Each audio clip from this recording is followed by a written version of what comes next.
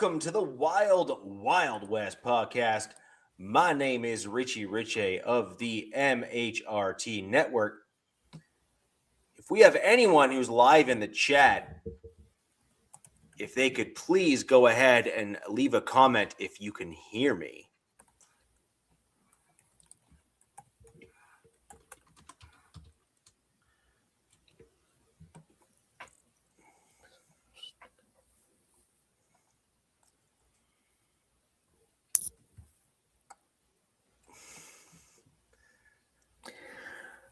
Can anybody if okay, so can you hear me, Steve? So I can't hear Richie. This is weird.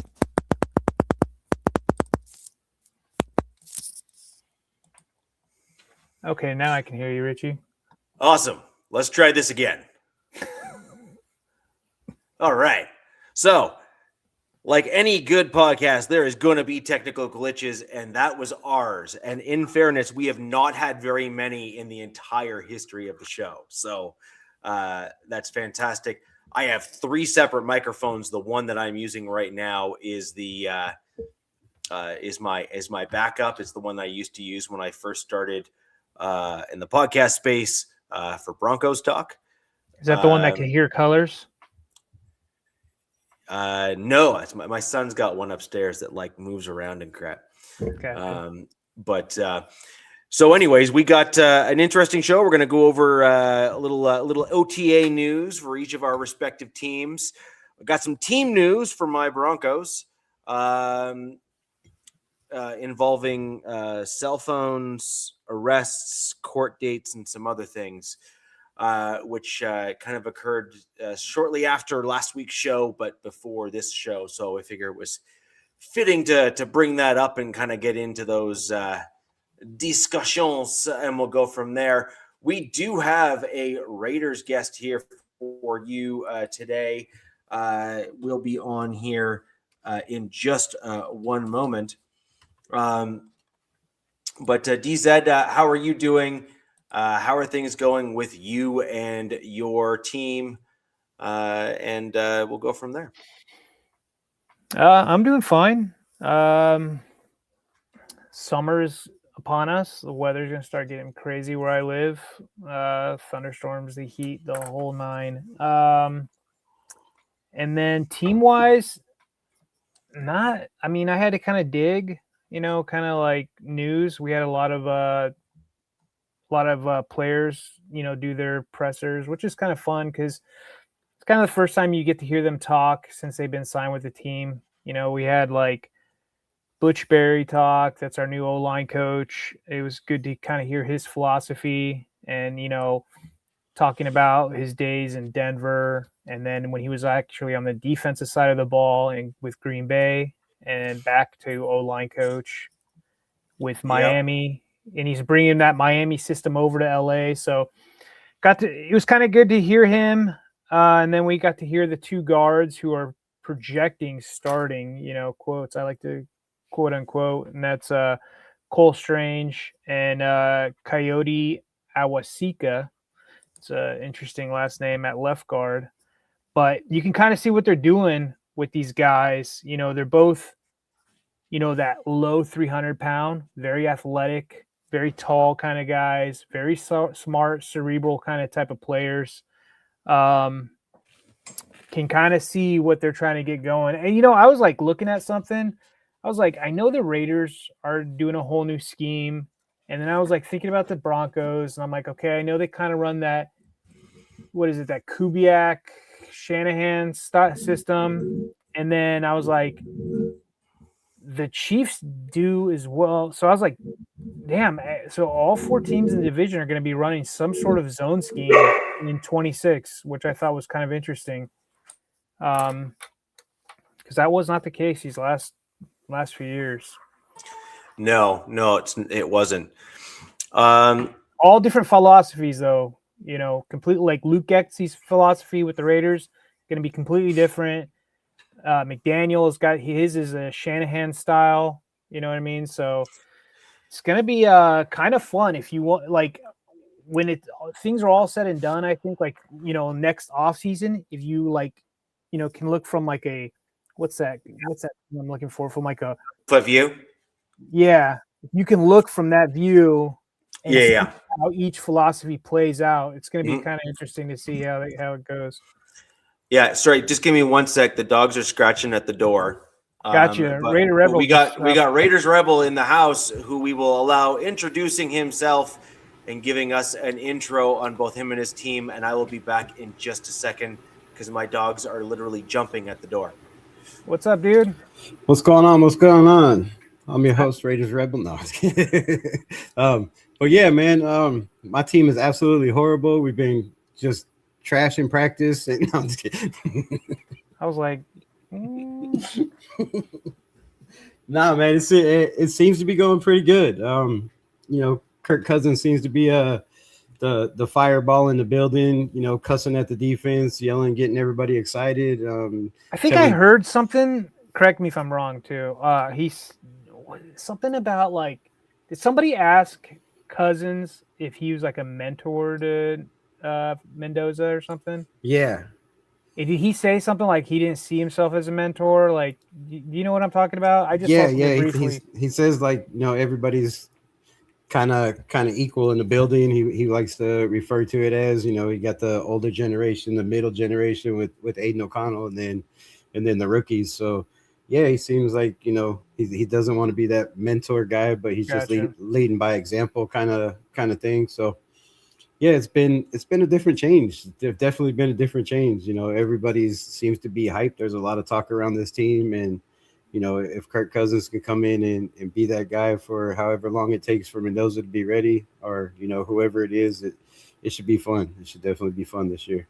Before you popped in, I was telling Richie, I was like, I know that the Raiders and the Chargers were both implementing new offensive schemes this year going into 26, and I was like looking at the Broncos. I was like thinking, I'm like, hang on, I know they run this system, and then I was like looking at the Chiefs. I'm like, oh wow, so all four teams in the division are going to be running some sort of zone concept, which I thought would be pretty interesting. Yeah, all different philosophies though. I think that'll help all the defenses, right? I mean, if you're practicing against the zone all the time, then yeah, like who is it? I think the Chiefs. Is it the Chiefs? They run a lot of bootleg stuff like that. But then there's also stories I read, and I know Richie's got on mute. He's doing his dinner. There was like a brief article I kind of read about the Broncos and 26 wanting to run more 22 personnel.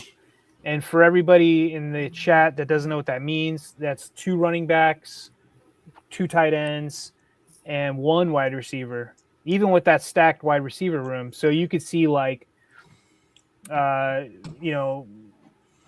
Harvey. Yeah, but why though? Well, they ran some of that last year, and it worked really well for them. Yeah.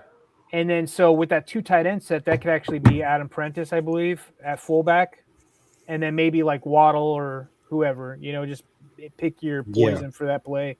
No, but you could do it a different way too. So you could go a combination of say J.K. Dobbins and Coleman.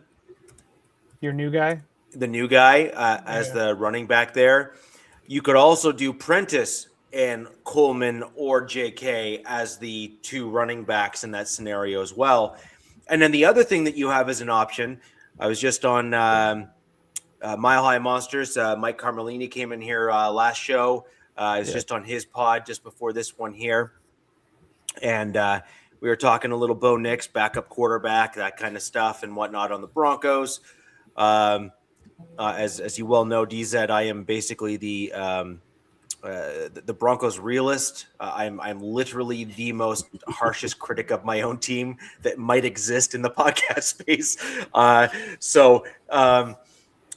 When I'm looking at kind of where my team's at, I actually think that 22 personnel or even 12 personnel or even 13 personnel, actually, if I'm going to be honest, is a great configuration for the Broncos offense as opposed to try to go like 11 personnel or some variant thereof. Because 11 personnel is your classic 3 wideout set, and then you have 1 running back in the back, and you got your standard config, your standard setup of a team in today's modern NFL.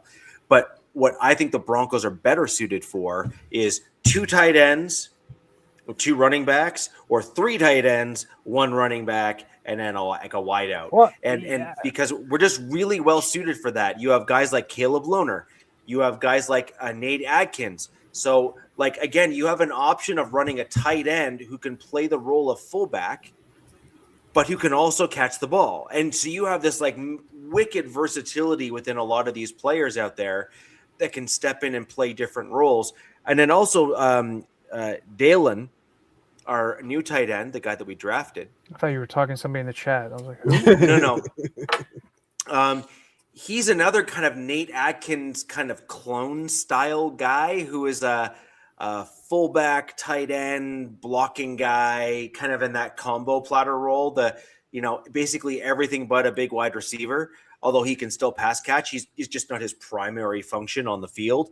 And so when you have this sort of versatility within your roster, within the tight end room and wide receiver room and running back room, you can play these sorts of personnel sets and really throw modern NFL teams off because they are not practicing in base defense very often anymore. They're practicing in their nickel and dime sets the majority of the time as opposed to base. Yeah, I think we're going to be in a lot of those scenarios too. I think most defenses are asking the coordinators to just like, hey, they work together. I see what you're saying, but they're like there to help each other out. So it's like, hey, you're going to be a nickel. I'll be in this. Like, I'll run this. And the Chargers put out something kind of cool. They did a mic'd up McDaniel thing. They just put it out today, which, by the way, he's growing on me. He is growing on me. Like, he's hilarious. I don't know if you guys knew, he's like best friends with there's a comedian, Dan Soder. I don't know if you guys have heard of him. He's semi big, not really big, but they've been like best friends since 7th grade. And he was on Dan Soder's podcast like last week or after our show, and I listened to it, and it was pretty hilarious. But yeah, starting to rub off on him is what you're saying. Yeah, he's kind of dry in interviews. He's super like, what the fuck, like super awkward kind of thing. And then, but on the mic'd up, he was hilarious of how he was talking to the players and everybody. But yeah. So I think our coach Clint Kubiak is a little bit like that. He has a little bit of personality, but it doesn't really show. And all you hear from everybody in the building, players, coaches, is he's all ball. He's all ball. All business. I think that's what we've needed for a long, I could say long for the next 3 weeks, long time in this organization. So definitely a great change of pace. But yeah, man, we've been looking pretty good. I think we should also talk that unfortunately we're going to be seeing a lot more of Mahomes. I don't know if it just broke like just before our show, an hour or something. He signed some like crazy deal. I think he's going to be like the first player to reach 2033. He's going to be like the first player to get like $500,000 guaranteed. Not $500,000, $500 million, 500 million, I guess. Didn't they just do that like a couple years ago? Sign him to like a 500. I don't know. It was not guaranteed. Oh, Rebel. The kicker there is. So I know exactly what you're thinking, and I'll expand upon it. He signed a $500 million deal, but it was not guaranteed. It was like most like 3/4 or a third of the way guaranteed or 2/3 of the way guaranteed. What he just signed today was an extension that pushed his money further, like a 2-year extension, but then it added a whack of guaranteed money in there for him. See, I got it. Which I think you're right, DZ. It'll make him as the first quarterback in NFL history to end up with $500 million guaranteed. I got Spot Track. That's insane. So they're guaranteeing him all that money till Yeah. So here's like the 33 or stats. something.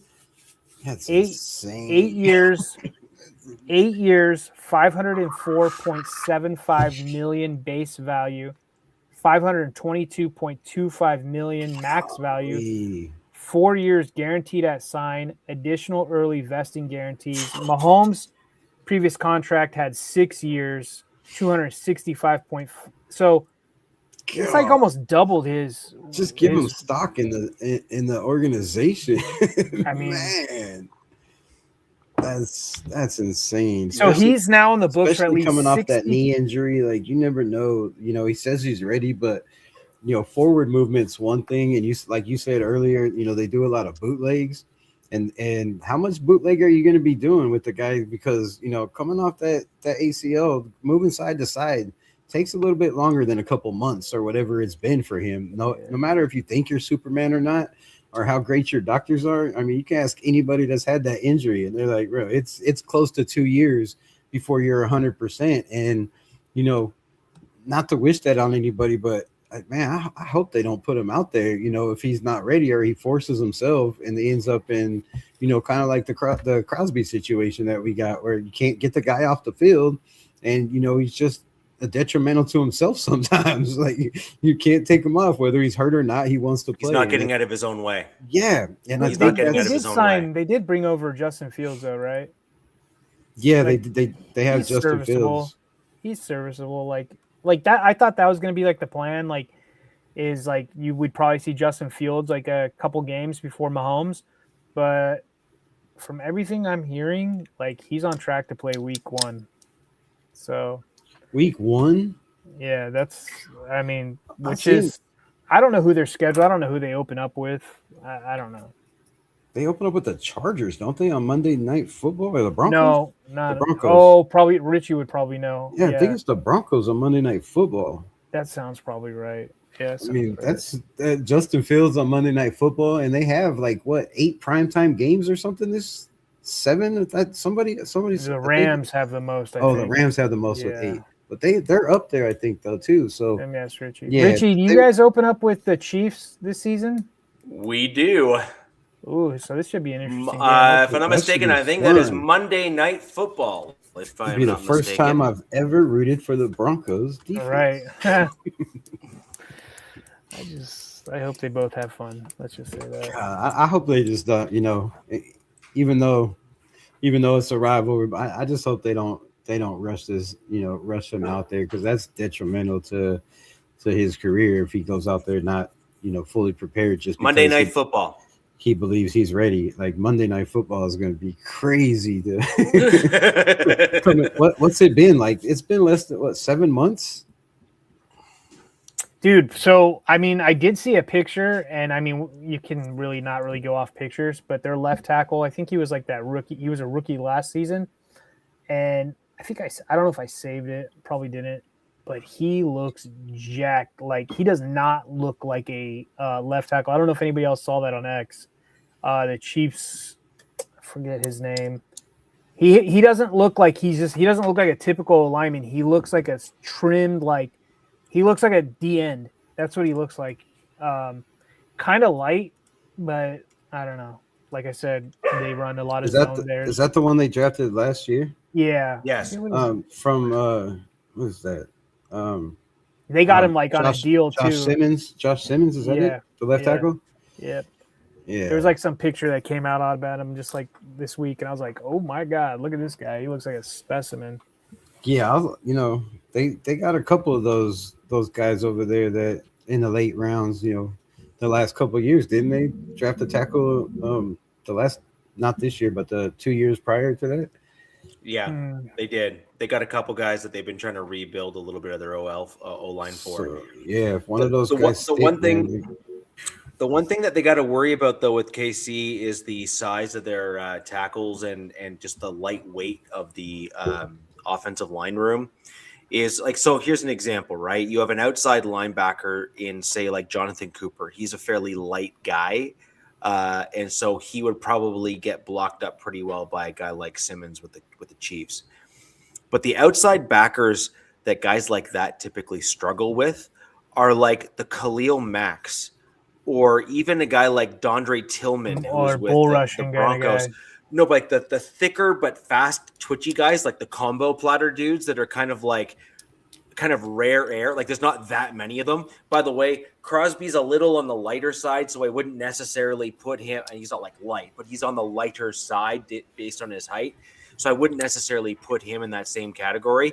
But like guys like Khalil Mack that are in those outside linebacker rooms that are kind of stockier, stronger, kind of like lower gravity guys.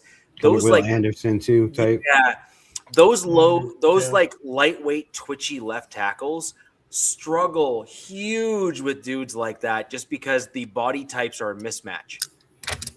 Like they're just they're just not well aligned, right? Those guys with arms for legs. Seriously, some of these dudes are specimens, man. Golly, man, freaks of nature. That's what I call all these guys. Are just I think he meant the guys with legs for arms. But yes. That's what I mean. Legs for arms. Yeah, I agree. But I mean, some of these dudes are massive. Yeah, some of these dudes are massive. Like it's just ridiculous. But those guys there are the challenges for the light, lanky guys, right? And then the other problem that you have is like some of the smaller centers. And by the way, DZ, back to your point on the outside zone, inside zone, even the combo power style running game or just blocking games. If you have lighter weight linemen, like guys that are not kind of like freaks where they don't have like the height, size, and speed combination that are just kind of like the real true athletic freaks, you then end up with a bit of a challenge. Is that when you're trying to play the power game against an AFC North type team that's basically got D linemen that are the size of a house, and I mean that like almost literally. Some of these dudes are like 6'6" and 340 or 350 or 360. Some of these dudes are massive. And those lighter weight interior linemen do not block up well against these real beefy, strong guys. They just get bulldozed because you don't want to be in third and long. They'll just say that. You want that ball needs to come out quick. Yeah, exactly. Or your quarterback's, he's scrambling, running for his life or something. You know what I mean? Exactly. Like, those third and longs get a little sketchy with those light offensive lines. But even nowadays, you got some of these tackles coming out that are running 5 flats. When you got quarterbacks that are running 4.4s, 4.9, rolling them out of the pocket is kind of scary nowadays. Like these guys, man, you got some of these, defensive linemen that are close to 300 pounds and they run, under 5 flat. So right, yeah. No, forget close to 300 pounds. What about the dude with the Eagles? What's the guy? What's the Carter? Or Davis or Davis? Jordan Davis? Yes, Davis. Yeah. Jordan Davis. Jordan Davis ran a 4.75 or 4.85? I think it was a 4.75. He's a freak, dude. Jordan Davis is 6'6", 355 pounds, somewhere in that range, and the dude ran like a 4.75. Was he the guy that I think before he came out, I don't know if it was him, but it might have been, where he's like in the pool in his weight, and he jumped out. He jumped out of the pool. Yes, that was him. Okay. 6'6", 355 pounds. Rebel? I know exactly the video you're talking about. I about fell out of my chair. I was like, and that was like there is no way this man jumped out of a pool with his size. Literally jumped out of water. I mean, the force behind that is freaking insane, dude. Filthy, just filthy. But the point is that okay, so you got a guy like that who is that size, who can run that fast in game against a quarterback who runs slower. Yeah, I think I hate to say it because I can't stand the Eagles, but I think they're gonna have a bounce back season. I think they were banged up last year. I think they're gonna have a bounce back season, which, I mean, that's good competition for the Rams. I don't know if the Rams play them during the regular. And they got Saquon Barkley too over there, and they're gonna be a dangerous team this year, Philadelphia. we're getting to the point with these defensive linemen that all teams are going to have to start running like 32 personnel, three backs in the backfield and 2 tight ends just to make sure that these guys don't get to your quarterback. Like it's my Chargers signed a guy this offseason who he's been in the league for a while, Dalvin Tomlinson, and he was with the Cardinals last year. And when we signed him, I was like, oh, okay, that's just going to be our nose tackle replacement, good, solid vet signing. And he spoke, and I guess his intrigue of coming over was that they are not going to keep him at a 3 tech. They're going to have him play 5 tech, which I was like, like that's a big boy. So you're going to be having him. He's going to be moving all over the D line, which I guess he did that with Cleveland and the Giants, prior. Like I said, he's kind of long in the tooth, 10 years. But 6'3", 335 pounds, that's kind of standard these days, but he's very smart, cerebral. I like it. Move these guys around, man. Keep O-lines guessing. Minter did that, though. Minter was moving your guys around. Well, this is what, this is in Chris O'Leary's defense. I mean, which, like I said, I have no clue if it's completely different, the same shades of this or that. You know what I mean? But yeah.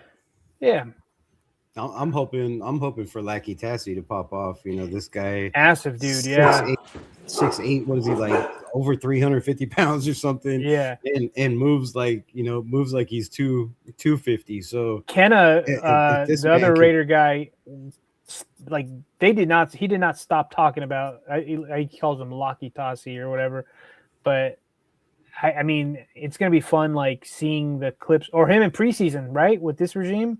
Yeah. He'll move from the offense to the defense, so he knows a little bit about what they're trying to do over there, and how they're trying to control guys on the defensive side. And now he gets to jump back over to the defensive side because he started out over there. So I think he's only 22 years old, a rugby player, dude too, right? Man, the sky's the limit for this young man. Even if he just gets preseason and doesn't see the field this year, right? It's still, which I don't see how he can't see the field, because as big as he is, you got to put him out there. Like he's moving your center and closing both A gaps.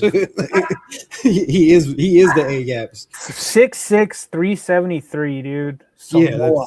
He's just mammoth. And when you see him out there, hitting the sleds and moving the sleds, I feel sorry for those sleds. I feel sorry. He's just like they're nothing to him. So I can imagine what he's going to do to some of these guards or a lot of these centers. He's going to blow up some O-lines. If he gets his technique down, he's going to blow up some O-lines. Disrupting a lot of backfields. Yeah. At some point, you have to look at whether or not the guy is going to click or not as your team. You want to try to give him an opportunity to get on the field and shine. So I think this could be his. If I show out, this new regime will probably play me and keep me. And so if he doesn't capitalize on this, honestly, he could just be a trade bait option for you guys if he doesn't actually do something, because your team might just say, he's not going to do it for us, but maybe we can get something for him from another team that thinks they can do something with, the athleticism, size, height, speed, et cetera, et cetera. By the way, not a bad plan either for your team if he doesn't actually do something for you. If it's not, somebody will be willing to, at least give up something for him. But I just don't see how anybody stands a chance in front of this young man. At 22 years old, I would love to see what he bench presses, because it's probably just ridiculous. Because some of these offensive linemen are throwing up 33 reps at 225, and I bet that's probably nothing to him. Yeah. Dude, so I did want to just quickly bring up the super chat. Jaroko, thank you, appreciate it. Look. At this point in this year, I do think at some point Broncos country needs to come to the realization that we're no longer shocking people with good play. People kind of expect the Broncos to be good. However, I will agree with the super here in that if you look at the national media and how they're framing the Broncos this season, they are certainly not being kind in how they're framing the Broncos season. They're basically saying, yeah, but. And I understand some of the reasons for their criticisms. I do. I kind of understand some of it. But at some point, when your quarterback has won this many games this early in his career, you got to start giving the quarterback some credit for the level of play, because even with great coaching, and Sean Payton, as much as he rubs folks the wrong way, is a great coach. You got to give credit to the quarterback on the field, because we've already seen how these coaches versus quarterback battles work. 9 times out of 10, the coach is found to be lesser than the accolades are, and the quarterback often goes on to do pretty darn well normally to other teams when they move on, if they have won a lot. So I think we need to give Bo Nix a little bit more credit than we have been seeing, at least in the national media, if I'm going to be honest. Are they giving Bo Nix? Is this about Bo Nix, or is this about? They're slandering him. No, they're downright disrespecting him. I would have thought I would have not thought it was Bo Nix. I would have thought it had to do with the 1-score games and the strength of schedule you guys have this year, especially starting off. Sure. That's why I think the media. That's my perception on why I think the media is not hyping up the Broncos as much, is because as a fanalist, just like everybody else, and talking about the Broncos, like, to me, they were probably one of the most complete teams. Didn't need much this offseason, and they brought over Waddle, a dog, at the wide receiver, just excellent wide receiver, and they had a decent draft. And you really only needed to replace one player, and that was your interior D-line guy, right? But if you look at the draft analysts and stuff, they're basically saying that the Broncos didn't draft very well. They're saying that you can't tell about drafts. No. This is what I don't get. 100%. The question actually isn't, did you draft really well this year? The question is, did you bring in and do you have enough pieces on your roster to properly compete this year with the guys that you brought back? And moreover, did you address some weaknesses and improve your team in the offseason? I think that the Broncos offense, if that's their concern, which was seemingly what most of these analysts and stuff in the national media were claiming, that the Broncos offense was stagnant. Well, if you're going to say that on the one hand, you got to give credit for the Broncos to bringing in Waddle.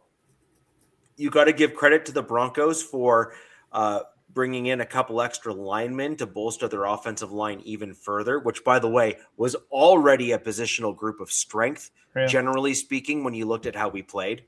And then in addition to that, we also brought in Coleman, who was one of the more complete running backs in the draft this year when it came to pass protection, which is typically one of the things that most running backs truly struggle with. Like, it is a legitimate difficult thing for running backs to get the right block and read the right move and that sort of thing. And Jonah Coleman, that was his strength in college, which is very rare. Like, it's just not one of those things that college running backs pride themselves on. So go ahead. No, I was just going to say so my point is, I understand maybe where some of their critiques may have been from where the Broncos were last year, but I think it's a mistake and frankly malpractice for some of these national media folks to not actually give credit. Maybe it won't be successful, and that I'm willing to at least agree that it's a possibility, but to not give any credit for the Broncos to actually address the offensive pieces that they actually did this offseason, I just think is absolute malpractice on their part for not actually giving credit where credit's due to the Broncos for doing the things that they're then crediting 6 or 7 other teams in the NFL that they did in the offseason for the same types of moves that the Broncos made, but they're just discounting what the Broncos did, and then they're giving credit to the other teams. Yeah, I don't understand the hate on Bo Nix. I mean, you look at his rookie year, he had 3,775 yards with 29 touchdowns and 12 interceptions with a 93.0 rating, right, and a 66.3 completion ratio. That's as a rookie. That's a rookie coming in. Yeah, you were drafted in the top 10, but come on, man. The kid, played a lot of football in college. He's very smart. He's mobile enough to move the pocket. He doesn't panic, too much and make a lot of big mistakes. Now, you'd like to clean up the 12 interceptions, but then last year, same numbers. He had almost 4,000 yards, 3,931 yards, 25 touchdowns, 11 interceptions with an 87.8 quarterback rating and a 63.4 completion ratio. I'll take that on the Raiders any day of the week for the last 10 years. I mean, come on, that's Derek Carr numbers right there. So you said something, Raider Rebel. You said something that I'm gonna kind of talk about. Tamar was like, this kind of goes along, ties in. He's like, I was watching Media Day. Damn, we have Mendoza, Genty, Bowers, Linderbaum, and Max all on the same team. I mean, take Max off. That's because that's the defensive side, right? But I was like, that is a hell of a young group of weapons. You throw Mayer in there, throw Naylor in there. And I was like, all that ties together, offensive line. The O-line has to work. This is one of the reasons outside, you could say, Sean, I mean, look, dude, football's the ultimate team sports, a chess match, right? Everything has to work, right? But the offensive line has to work. And, a good system, Sean Payton's system, Broncos have a good offensive line. So Bo Nix is flourishing behind that, and they just got him another weapon, and we should all be like, all of our defenses should be, put on notice because that's another, elite weapon, in my opinion, that goes over there. But, yeah, if for the Raiders tomorrow, if that O-line can just be, a slightly average, because, look, both Raiders and Chargers offensive lines last year were historically bad. If they can become average, I mean, the sky's the limit offensively for both teams, especially. The only thing I will add to that, and this is kind of important. Oh, sorry, I there's some lag on my side. I thought you'd finished. The only thing that's important there is the Chargers under your head coach. You've now had multiple years, so you've been able to solidify a system, and the pieces that fit, and the pieces that don't. Yeah. Under Sean Payton, he knows what fits, he knows what doesn't, and now it's a matter of moving a couple pieces out and moving new pieces in that fit a bigger picture and a. I mean, at this stage here, I think it's fair to say after last season, laying the foundation, season, man. You've already got the foundation built. Yeah, Exactly. The Raiders right now are in kind of like Sean Payton year one, to bring it back to a Broncos analogy where I was at a couple of years ago, right? Which is, you got your rookie quarterback. You've got a system that you think is probably going to work with, the guy that's in the room there running things for you. He's at least got Getsy. Yeah, he's at least got a system that is shown to be functional at the NFL level, at a high level, which is great. Now, the question is, who on the team meshes and who does not mesh? That's the biggest question. There is no question that there's talent on the roster. Oh, yeah. That list is impressive, like, for sure. But some guys play well with other guys, and some guys don't play well with other guys. So I'm just going to throw a name out there, by the way. I mean nothing by it. I'm just throwing darts and just kind of giving an example. Let's say Genty and Bowers get along well, but let's say your younger guys on the roster that are behind them that need to be brought in to like spell the top tier talent. Let's say there's a clash between the second tier guys and the top tier guys. That can have a tremendously negative impact on your team because those top tier guys need rest too. Otherwise, they're going to get hurt. Yep. And so you need to have a group of guys on your roster that are willing to come together and mesh together as a complete roster and a complete team. And if you do have that on your roster now, which is yet to be seen, and by the way, totally within the realm of possibility that you have that in the building today, if that happens, the Raiders will be a dangerous team this year, and the rest of the league needs to take notice. Now, you also run the risk of the exact opposite being true, which is you have like 5 or 6 pieces that look great, and you can just literally point at the handful that are not fitting in well. And that's a possibility too. I think we've already had that. I look at this offensive line and I looked at where they were before the coaching staff last year came in, and I look at the same offensive line at where they were, with Antonio Pierce as head coach taking over. And it's not the players, it's not a personnel problem. I know we need depth at a lot of key positions, but we've added that depth, and I don't think the depth is the biggest problem right now. I think it's what we're getting. We're getting coaching. And like you said, maybe the younger guys don't mess with. I don't feel that it will ever be allowed in this building. Clint Kubiak is straightforward, to the point, no nonsense.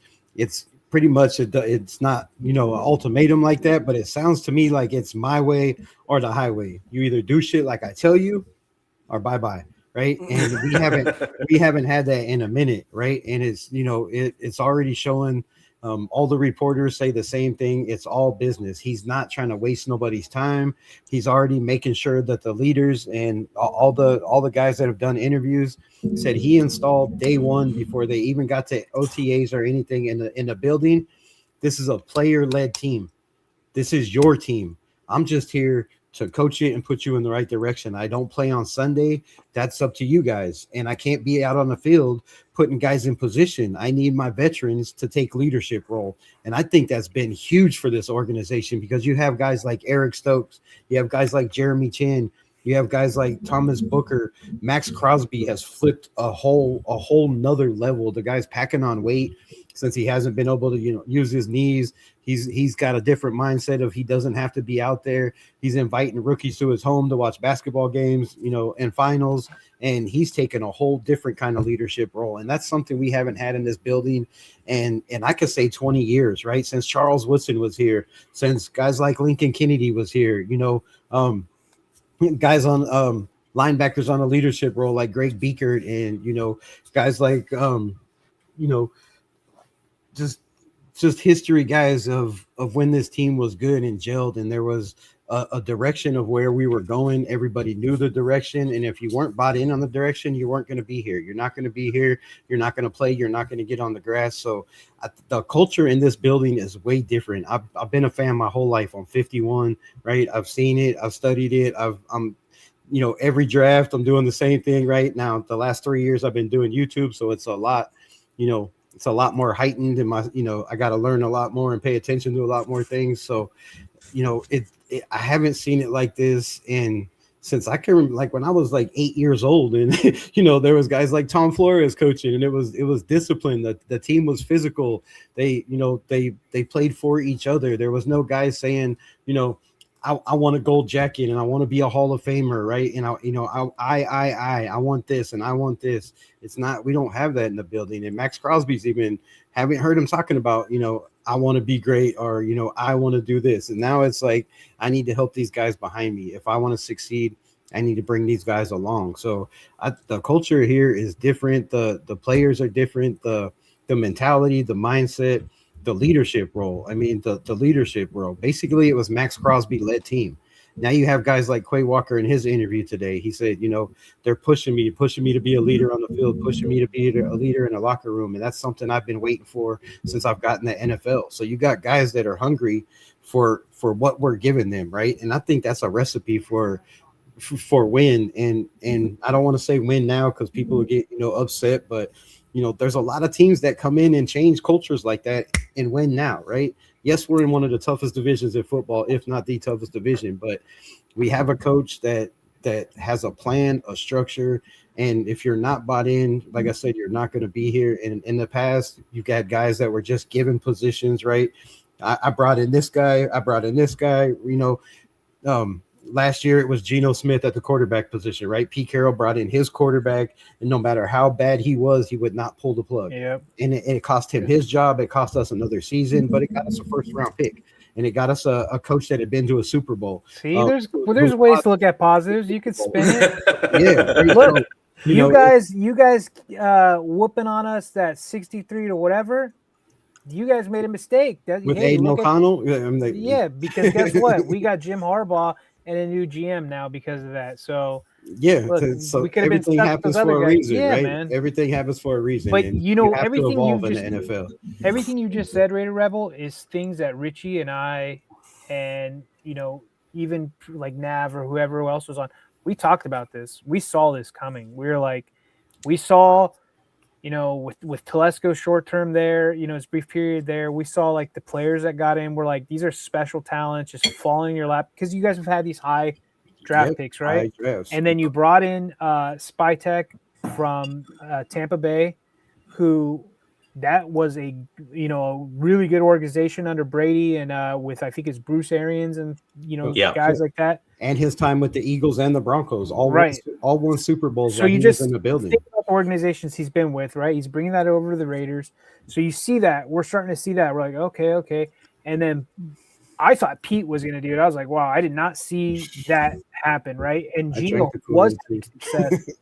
Gino did have success before coming over the Raiders, and both of those guys came crashing down. It was bizarre to watch, but this is NFL thing. Strange things happen, and then seeing them hire Kubiak, right? Hire Kubiak's son, or that, and then bring over the OC they brought over, and you're like seeing the players they brought over in free agency, and then the draft. You're just like, okay, man. And this is a term that Richie and I have said. There's adults in the building now, and this is a direction. There's a direction. It's all of that.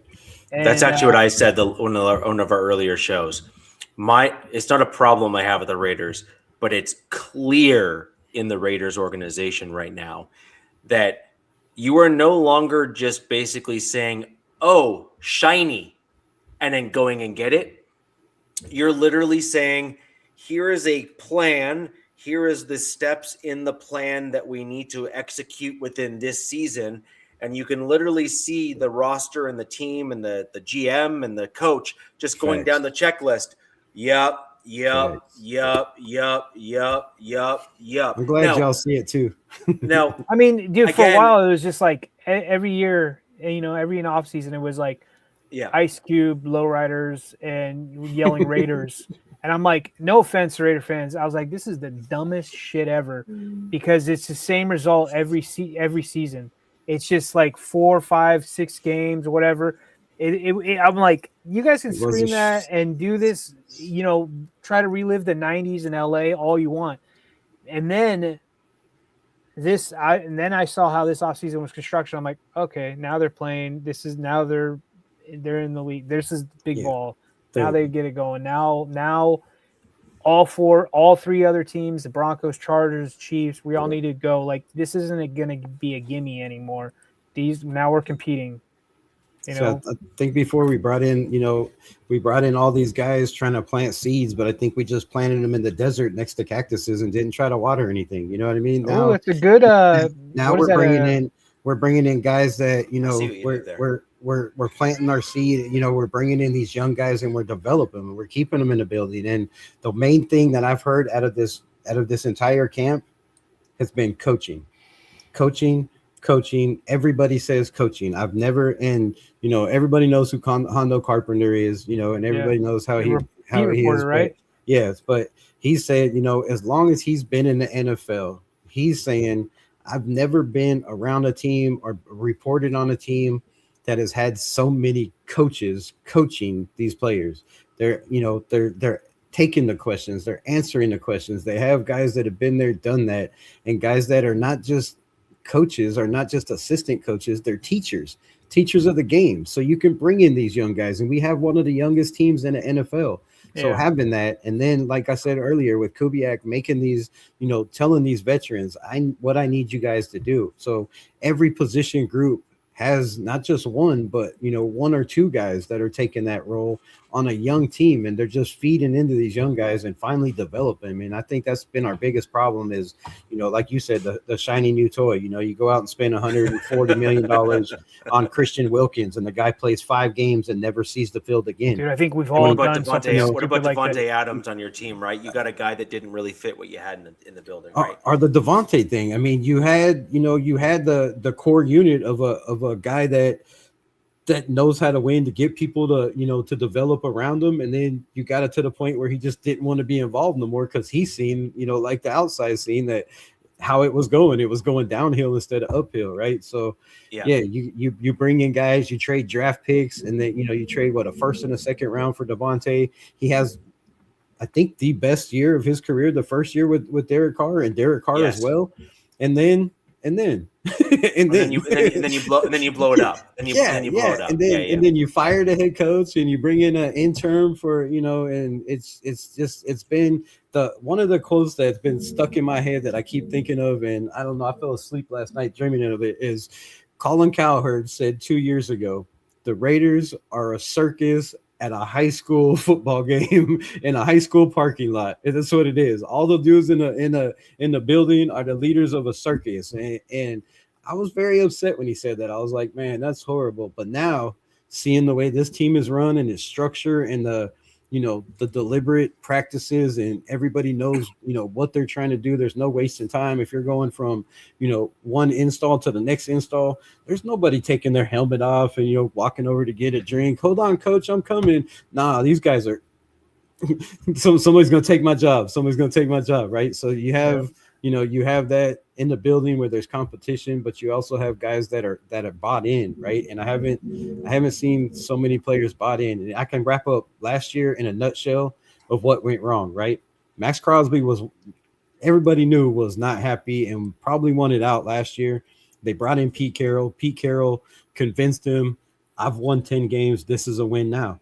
And I think after the first week or two, or, the first game they won, but then by week 2 or 3 or 4, I think Max Crosby just kind of shut out on the season. It was like, man, this is not, I should have got out now, right? And I think when your leader in the building is coming in, not with that energy, like, hey, we can win, we can do this, I think the whole team just fell apart. I think there's a lot of players, Rebel, that on like a lot of really elite players on teams around the league that they just see how their organization is ran, and one of them kind of comes to mind is Myles Garrett with the Browns.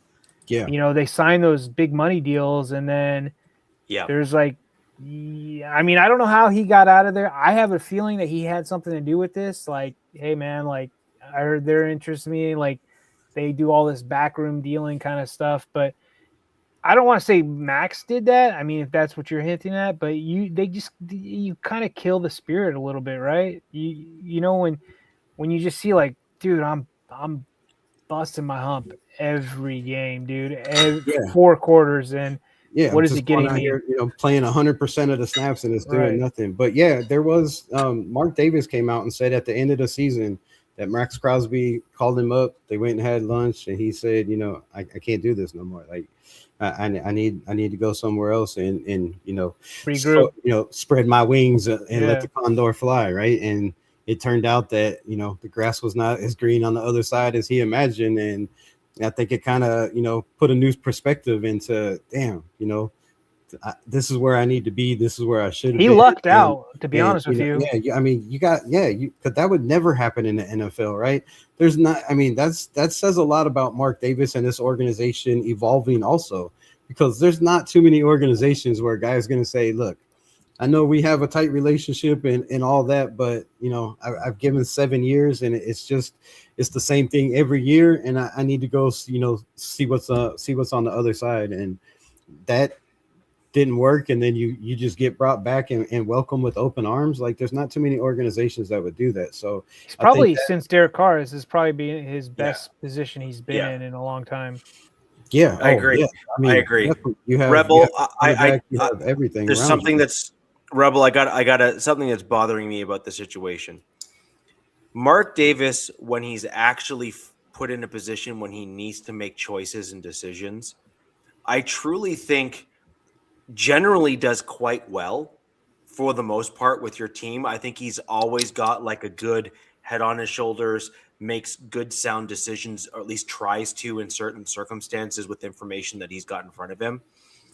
My issue is that he did right by Max Crosby, made a good decision by listening to his star player, allowing him to then go to another team, but then also welcoming him back with open arms and not saying a word until Max said something, which I think shows a lot of class and character. My only issue with Mark Davis is that he shows all of these stacked really sound decisions on the one side, but then he can't find a barber to cut his hair right. I don't know what's going on with that. I think he has a new haircut though. I think last time I seen him, he has it like slicked back or something. It's not so much of the bowl cut. But yeah, Okay. I don't know. Fans give him, a lot of. You would think with all that money that somebody in Vegas can make it look right, and I agree. But I guess when you have all that money, you don't really need to care what you look like, right? I guess this is true. I don't think he really cares, right? I mean, the dude drives around in a Prius with all that money, so I don't. Does he really? Yeah, a Prius Yeah, and somebody said in a minivan. They seen him driving before that was like a little van or something. So I mean, that makes sense with his haircut. That's why he has so much money, and that's why it kind of fits, right? Kind of weirdo fits, so. owners, dude. Hey, so Bush Raiders going off on about AOC. I wonder what that's all about. You guys have you got Kirk Cousins and Fernando Mendoza in the building. Like, why are we talking about AOC, Bush? Help me out here, buddy. And AOC did it under dysfunction. It's starting. You have two much better quarterbacks. Well, I mean, I guess we don't know anything about Mendoza yet. Oh, well, I know what he's talking about. It's because, right, I'm a big Aiden O'Connell fan. I've been, that guy. People call me an Aiden O'Connell stan in Raider Nation, and, it is what it is. But my whole point with Aiden O'Connell has been you had a quarterback that was 5-4 in his rookie year, threw 9 touchdowns, 1 interception in his last 6 games. That's elite numbers for a rookie drafted in the 4th round to be a 3rd string all through camp. Yeah. Come in halfway through the season. Your first game, you get sacked 7 times by the same player in Khalil Mack, and then I remember that. and then the next game, your first pass is a touchdown. 20-yard dart. So wait, what is Kubiak saying? Like, I'm just they keep in all the media things lately, they keep saying, Fernando Mendoza and Kirk Cousins, right? That's the question asked. Yeah. Nobody's bringing up Aiden O'Connell. Okay. But it started before Fernando was even mentioned, like, what's it with Kirk Cousins in the building and how you think he's going to work with Fernando? And Spytek said, don't forget about Aiden O'Connell. Well, I can see this. Right? He's played a lot of football. He's beat the Broncos. He's beat the Chiefs twice. Right? He's beat the Chargers. Put up 4 touchdowns in the first half on the Chargers defense. I mean, that's pretty good numbers, right? So the kid. I can see him being like the number 2 with Mendoza. Well, that's the thing right now. He's number 2. He's working with the 2s. Mendoza's working with the 3s and the rookies. Yeah. But Raider Nation's, is all flipping out because they keep every time they ask him a question, it's about Fernando and Kirk Cousins, and whether it's Spytek or Kubiak. Kubiak said 4 or 5 times since he's been on the team. And nobody's brought up Aiden O'Connell. He just says, don't forget about Aiden O'Connell. And his thing is, Aiden O'Connell's very smart, has been through some tough situations, 6-7 offensive coordinator. He's going on his 7th offensive coordinator, going into his 4th year in the NFL, right? So there's a lot of teams that, even Spytek said, the kid's played a lot of good football. If you look at his record, he's, 8-9. He's got in 17 games that he started, if you total all his numbers, almost 4,000 yards, 20 touchdowns, and 11 interceptions. I mean, that's football. That's a dude that can. But in what scheme, right? But in what scheme and with who and against who? Yeah, it's all context matters. Yeah, but I get it. You look at the coaching that he had, though, right? Sure, look at how bad the team was, the offensive line. Aiden O'Connell is actually all of this, but he's also never going to see the field. Oh, I know. It's all about never see the field. Bush Raider. So that's what he's talking about. Raiders Rebel. Like, I get it. You guys are high on this dude. And he'll probably be Mendoza's backup next year, after Kirk Cousins is probably gone. But, like, he's going to be a preseason, and if anything happens, like, I thought he was decent too. Like, I always laughed about him because he came in with that nice mustache. I was like, hell yeah, dude, look at this guy. He looks like a fucking good Raider. Football. Like, he knows football. But anyways, my point is that Clint Kubiak keeps coming out and saying, look, Aiden O'Connell, is impressing me. Like, I've been impressed since I've gotten the building with his knowledge, his work ethic, the way he doesn't put his head down, how many different offensive coordinators, how much football he knows in his 3rd year. Somebody say that we thought he could be a starter somewhere? Yeah. And, I broke down on my channel the other day. If you look at next gen stats, right? If you look at passes 10 to 20 yards in the NFL, right? They have the average was like your intermediate pass? 89% or whatever, Yeah. but they have the chart of 5-10 yards, scrimmage yards. Aiden O'Connell is elite in 3 different categories on that. Elite. That's where the average is like 80 to 5, and he's in the hundreds. So do you think he could be trade 90s. bait potentially? So yeah, I don't know if it's trade bait, but I think the kid can play. And then Max Crosby on his podcast yesterday, Brogan said, "What do you think about the battle with with Kirk Cousins and Fernando Mendoza? How's that working out?" And he said, "First off, I want to say, Aiden O'Connell's impressed me too. He's played a lot of football. Well, now I'm getting my tinfoil hat on, dude. Because now you got Spy Tech, and then to top it all off, Kirk Cousins is asked about Aiden O'Connell, and he said, "I'm really, really impressed with Aiden O'Connell. I think his best football is in front of him. The guy comes in, he's impressed with me. He's helping me, also helping Fernando Mendoza.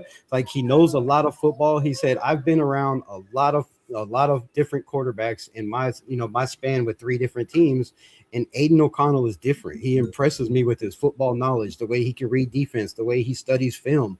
And so, they're just putting that out there, and Raider Nation is losing their mind because you drafted a quarterback number 1 overall, and now all of a sudden you got this guy that was drafted 4th round that should have probably been playing since his rookie year. I mean, to be honest, he was better than Gardner Minshew. He showed it when he was out there. He was better than Geno Smith. He showed it when he was out there. He was better than Brian Hoyer, who's played a lot of football. He was better than Jimmy G, who's been to a Super Bowl. And they just kept shuffling the kid to the back. And now you have coaches that know football, right? You have a guy in Clint Kubiak that knows ball, and other coaches in the building, right? You have Mike McCoy, the assistant head coach, and you have the quarterback coach, Mike Sullivan, that they brought in, right? All these guys are saying the same thing. Man, Aiden O'Connell is very impressive. This kid, they're asking, like, how is this dude? And why did we draft the 1st round? That's what I'm getting. They're like, man, like, we come in and we're learning that this kid's been sitting on the bench for how long? Basically, they're like, man, the kid has a good arm, good work ethic, very intelligent. And I've been saying his whole career, like, it seems like, if you look at his next gen stats, his time to throw the ball, time to quick release or whatever, time to throw, it's 2.67. That's 3rd in the NFL throughout his career. That's pretty good. That's a quick release. That's a kid that makes smart decisions. That tells me, he reads pre-snap reads. He reads defense as well. And, his stats show. So everybody hates on Aiden O'Connell because, oh, well, look at his record. What games has he won? And you brought it up. Look what he did against the Chargers. He's also 6-1. Okay, wait, 7-1 because he won against the Chargers, against the Chiefs last year. So he's 7-1 when the Raiders rush for 100 yards when he's the starting quarterback or more in a game. And it would be 8-0 if it wasn't for that botched snap in Kansas City where he threw 340 yards and 2 touchdowns. That's the only player to throw for more than 300 yards against that defense that year when they went to the Super Bowl. So it sounds like he's getting railroaded due to money and draft position. He's just been, that's what happens in the NFL. You don't get to see what you have in the building when you bring in a new offensive coordinator. Like a decade. Well, guys get shuffled to the back no matter how good they are, and that's what they're doing right now. There's another element to it as well. They're doing that to Jordan Meredith too, because Jordan Meredith 2 years ago was the 5th highest rated guard in the NFL. They bring in a new regime. They put him at center, and he wasn't there. And now this new regime comes in and they have him as the backup center when he's not a center. He's played good football, but so they're a new regime. They're looking at what they did last year. They don't care what he did 2 years ago, right? They're not going back that far and watching film. So these guys get shuffled to the back every time you bring in a new regime, and it's happened to a lot of good players in this organization because we can't keep a coach for more than a year. Right. No, that's a great point. Maybe they debut Aiden, and they're hyping him up because maybe they're probably actually trying to do the kid a solid and get him a starting job somewhere in the future. Yeah. If he's this good, because, instead of just having him ride, be number 2, because that's probably what he's going to be, number 2, unless something happens to Mendoza. You don't draft Mendoza. I mean, who knows? Or Kubiak's like, look, we got 3 good quarterbacks this year. What they've been saying all year. Like, they're all super impressed with the building. He was like, so Rebel, I got a question for you. the way they're feeding on off the each same other. note. Got a question for you. Actually, DZ and Rebel, I got a question for you. So Russell Wilson had some decent years in Seattle. Was never really like always seen as the reason, but had some He had like decent years. 4 really good years, dude. Really good years. No, but Stellar he was years. never seen as the reason for winning because of the quality of the defense that was there for in most years, if we're going to be honest. We're going off of recency bias on him, dude. Like he had like I said, he had 4 years in Seattle where he was damn near elite. And that And defense then- was elite too. But they were the he was Legion of elite, Doom, and the defense was also elite at the same time, right? And then which when the made him defense, better. and then when the defense tapered down, Russ wasn't able to maintain. Well, then Russ got goofy, unlimited, and then the rest is history. Yeah, exactly. But Rebel, my point there, aside from kind of bringing it back to the Broncos a little bit, is to look at the Raiders organization and AOC. I've always said this, and by the way, I made similar comments about Bo Nix as well. Okay, so I'm an equal opportunist when I critique things like this. Bo Nix has had some phenomenal statistics. He's also got a great winning percentage, good touchdown to interception ratio, generally speaking. Certainly a great winning percentage. I mean, that's undeniable at this point in the NFL. However, I will also say that he has not really been the reason why certain guys have elevated their play. He has never been the dude that's taken like the average wide receiver and made him above average or elite as an example. Okay. And that's a trait that the top tier quarterbacks in the NFL have. I think that it's a fair comment to say that Peyton Manning took average wide receivers and made them look Pro Bowl caliber. I think it's a fair statement to say that Tom Brady did the same thing when he was with the Patriots. I think it's a fair thing to say Aaron Rodgers has done that with a fair number of wide receivers with the Green Bay Packers. And I also think it's fair to say that Ben Roethlisberger did the same thing with wide receivers like that when he was in Pittsburgh. Now, we have all these great sample sizes of these quarterbacks that took average dudes and made them look better. A guy like Aiden O'Connell, because he is modestly limited in terms of what he can do on the field in terms of his tools and skill set. I'm not saying he's limited. I'm saying he's got a ceiling to certain areas of and aspects of his game. You need him to be the reason why you win, and you need him to be the reason why certain guys are elevated in their game. I'm not sure that this. I am sure, but he had great stats, but he never elevated players. Even if it was just one or two, he never elevated them. Trey Tucker was much better when he came in and starting as a rookie, and the games that he played in when Gardner Minshew was not in. So he elevated that. Michael Mayer stats went to double and tripled when Aiden O'Connell was in the game. The running game was way better with Aiden O'Connell in the game. They rushed for 100 yards.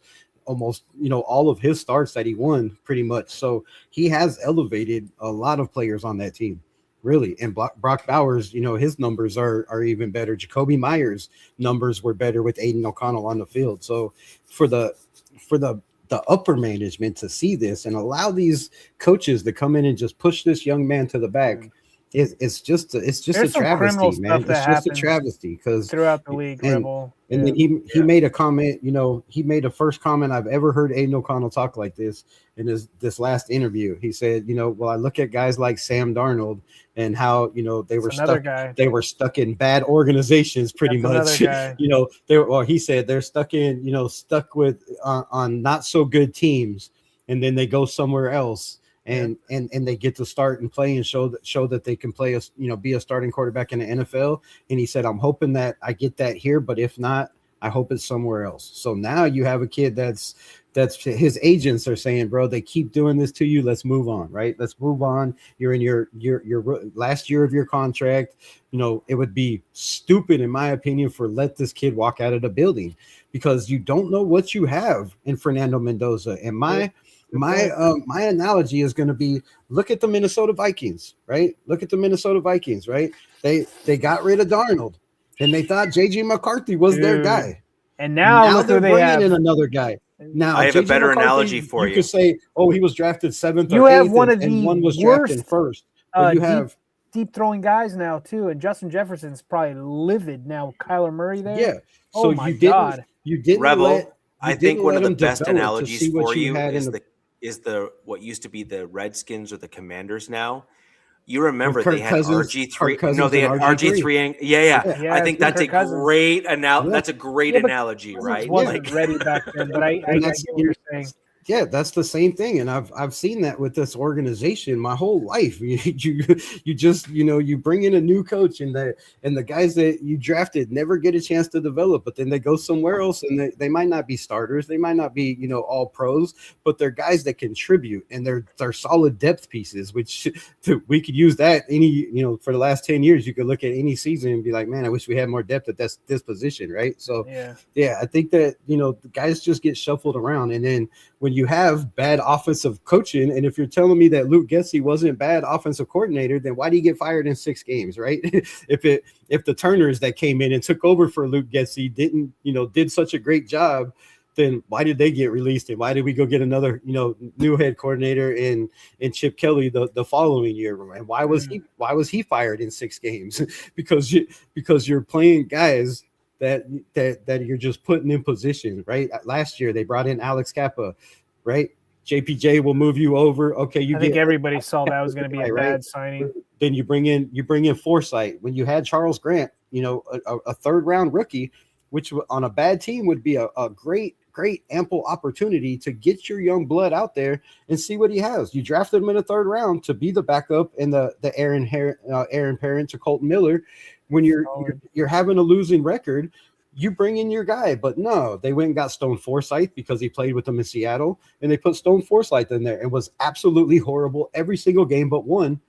But they kept him out there, and they didn't one time until the last maybe 2 games of the season be like, okay, well, let's put Aiden O'Connell out here and let's change the whole entire line and put all our 2nd and 3rd string in there against the Chiefs, and then Aiden O'Connell go out there and do what he does, win us a game, right? So the kids Rebel over.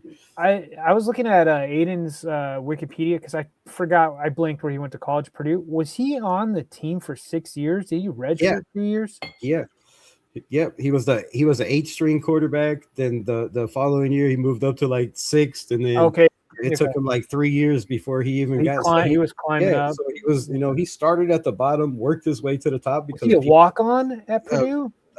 I think he was drafted. I think he was. I don't think he was a walk-on, but yeah, he was. Bottom of the totem pole. He was 8th man the first year. Then the second year, somebody got hurt and he kind of moved up, and then I think he got to play towards the end of that year, and they were like, wait. This kid could actually throw the football, and he's smart. He makes good decisions. He's decisive, and that everybody knows what it takes to play quarterback. Mainly is you got to have it up here. You got to know everybody's job. You got to actually Bush Rader's comment right here. I highlighted earlier. I can actually see this happening, especially this year 1 with Mendoza. It could be Aiden, Fernando 2, Kirk Cousins, who has been falling off the last 2 years terribly after weak trenching.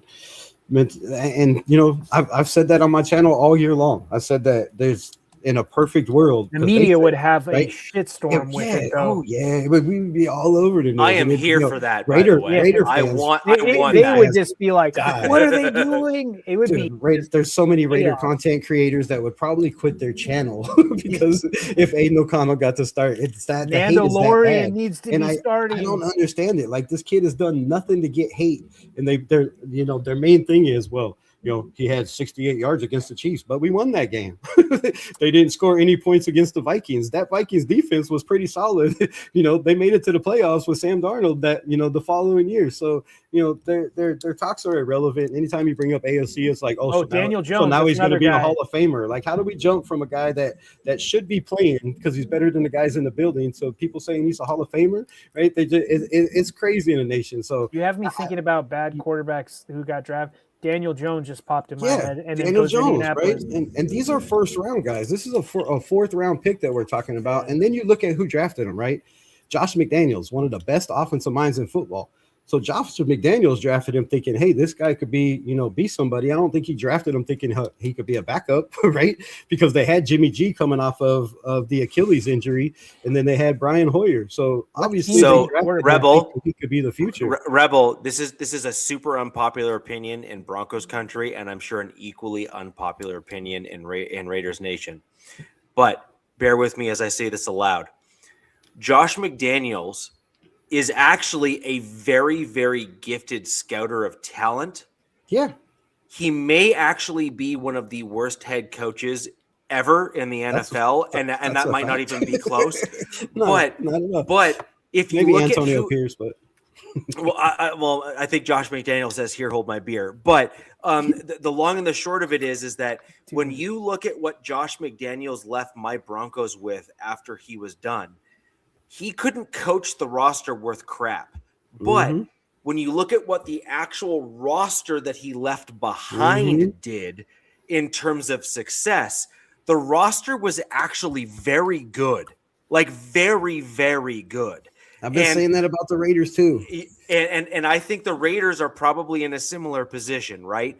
I think he left your roster in actually a very good position. But I think that you guys just brought in the wrong coaches to coach the players you had. Yeah, Richie, you said Josh McDaniels might have been one of the worst. I was like, hold my beer. Chargers have Adam Gase on staff. And I don't know if you guys remember Adam Gase. That dude was like, I'll hold the beer for that one. I'll hold the beer they for said, that. go away. And that guy literally didn't have a job, wasn't in the NFL. And somebody, I think Mike McDaniel, called this dude and was like, hey, do you kind of want to come work with me? And everybody was like, oh my God, keep this guy away. So he's on our staff. I mean, no, Adam Gase. So but hear me out. Adam Gase is wicked smart. He is, but he is wicked smart. Head coaching wise. No, he is wicked smart. He is awful at coaching, and he is awful at relaying that information to anybody that is not at his level in terms of like football IQ, because he can't adapt what he wants. He's just a pure IQ guy and an absolute dummy. And then the Raiders have Mike McCoy on staff too. Rebel, the visor dude. Yeah. So that guy's bounced around. He was on the Broncos. He was the Chargers head coach. Like there's dude, this is like just a fraternity. Yeah, they have Joe DeCamillis. I mean, they have a lot of head coaches. I'm like thinking of a lot of guys that have been, and these are head coaches that have coached with these guys on other teams. They're not just bringing in guys and saying, hey, you need to learn this guy, right? They kind of know their tendencies, and they know, and the guys that don't, the other guy have been like, well, I worked with him, and it's kind of a group thing. So there's for the first time in a long time, it just feels like this team could actually surprise a lot of people. And I said that last time I was on here, but you just look at the roster and the moves they made and the money they spent. It's been well spent. It's been, and then you get a coach that's coming in and he's tidying up the ship, so to say, right? There's no slacking. There's no slacking in this team, and it's bringing everybody together.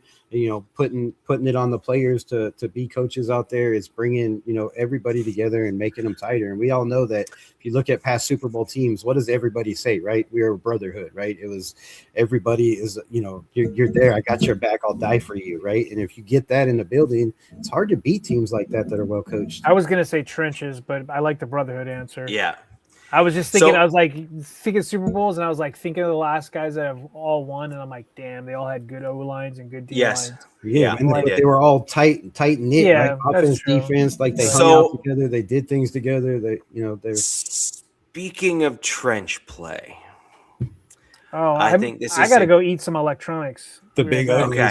uglies. That's exactly where I was going with here. The big What uglies. is the bite strength required to Raider, attempt to- Rebel, can you eat a cell phone by any chance? Hell no, my teeth are jacked up.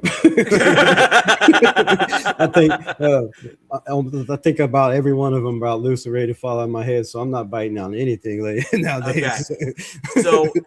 So this is as good a time as any to transition to my outside linebacker on my Denver Broncos, which is Jonathan Cooper. Now, there's been a lot more information that has come out on this particular story since the initial story broke. Raiders Rebel, did you follow this story at all? Did you have any information, or am I giving it all new to you now? Anytime any teams in the AFC West are in trouble, I'm all over it. Okay, so did you you jumped all over the Jonathan Cooper news? Then is what you're telling me? Oh yeah. Yeah. Okay. So for those in the chat and those that are joining us after the fact, let's break this down. So Jonathan Cooper is an outside linebacker from my Denver Broncos. Really good. He's a very very good Damn good one. I think he's averaged 8 sacks last 3 seasons. Golly. Yeah. Yeah. By the way, 7th round draft pick. Read him and weep. is 8 all I'm gonna sacks. say. 8 sacks a season? Yeah, I think Yes. he's averaged 8 sacks like the Average last 8 few sacks years. a season. Man, I hope we get that out of Quay Walker and the Kobe Dean this year. Damn. Dude's So, a stud. anyways, guys, Quiddy pay the somebody. dude is a legit. He is legitimately a stud in Yeah. the outside linebacker position. Oh, Okay. that makes so. He is on a second contract. We signed him and Benito to really team-friendly deals. They are Yep. both like well outplaying their Yep. team-friendly deals at the outside linebacker position. Jonathan Cooper had his longtime girlfriend, significant other, whatever you want to call her, come over to his house. And let's just say she thought she was at least privy to the fact that there may or may not have been at least one other woman in his life. Okay, we'll just kind Just of, one. there may or may not have been more than one woman in his life. No. It's crazy. I mean, the dude is wealthy, athletic, good-looking young dude. It's just crazy how all of a sudden, these young women would throw themselves at him. yeah. Who Nobody would have thought expected that? Yeah. No Nobody expected one saw that coming, man. Right. But anyway, so, and let's also not forget, he's like wicked jacked. It's kind of like a brick shithouse. Yeah. so wonder how that happened. Anyway, so his girlfriend came over and basically wasn't too pleased the fact that she believed that he had been with another woman, and she demanded. She basically pushed him out of the way, tried to grab his phone. He wasn't too pleased about that. Told her to leave. She refused. He then Beat the hell out of no, he grabbed her arm and ripped his phone out of her hand and said, "I want you out of my house immediately." Right. She refused to get out of his house. He then said, "If you're not going to get out of my house, I am going to break your phone." Now, key thing here. Most people, when they think breaking phones, they think someone's going to throw it across the room, smash it with a hammer, run Right. it over with a car. The normal things that one might think someone might use to break a phone with. No. Jonathan Cooper said, "I have a better idea. I'm going to bite the thing in half. Like, I'm literally going to bite through your iPhone." Okay? And he actually bit into her iPhone. He actually damaged and broke her iPhone with his freaking teeth. Now, That's insane. all of the I thought it was circumstances his aside. phone. It was No, her it was phone? her phone. It You was could her break through phone. bones. Good Okay. Lord. Now, I have so many questions. Me too. Okay. A lot. so many questions. Okay. I My hope our first team question. runs like an iPhone, where like iPhone play this year against the Yeah. Chiefs or Broncos. Yeah. Sorry, my bad. Yeah. So Actually, what the play should be called is bitten iPhone on 20. Bitten Steve iPhone on 20. Jobs. Yeah, iPhone. yeah. Steve phones. Jobs iPhone on Yeah. 20. Go bite. Anyways, it'd be hilarious. But anyways, Jonathan Cooper literally bit her phone and physically damaged it. Now, my questions are this. Was alcohol involved? Were drugs involved? Were both of them smashed? And my last one here is like, what is the actual biting force required to break an iPhone like that? Depends on the model too, but it depends on the model because like I think the new ones are aluminum frame, but that's still glass, dude. You're still biting through glass. You have to have jaws like a pit bull. Well, no, because so like I have you gotta be a pit bull, bro. How what's you the bite latest through iPhone is a 17? metal iPhone. I think the latest iPhone is a 17. Anybody in the chat correct me? I could be wrong. I think they're up to it's 17. 17. So I have a 15, and that has a titanium frame. And then I think the 17s all have aluminum. So it depends. Like, look, dude, if he's biting through a 15 titanium shatterproof animal, man, what a savage they've got in Denver. But look, we've seen his play on the field. The guy's a freaking stud. I don't know. I think it was a nothing burger. I was kind of low-key hoping it was going to be something more, but it just sounds like two young and dumb people just fighting, and she was probably upset that he's banging other chicks. Oh yeah. Put it plainly. You know how jealous those women are. Yeah. So, but that's some crazy jaw power to bite into a phone. But the worst thing in all of this, so he's not going to miss a lot of games. It's not going to be nothing. Oh, there's probably nothing. But then I think like, damn it, there's a lot of players that have been getting. Oh, i17 Pro Max. Okay, yeah, cool. Pro Max is the Faded Raider. That's aluminum frame, right? Anyways, yeah, the 17 Pro Max is the top end iPhone, which is the big iPhone, the brand new one. Yeah. I have the 15. What's the 17 have? Damn.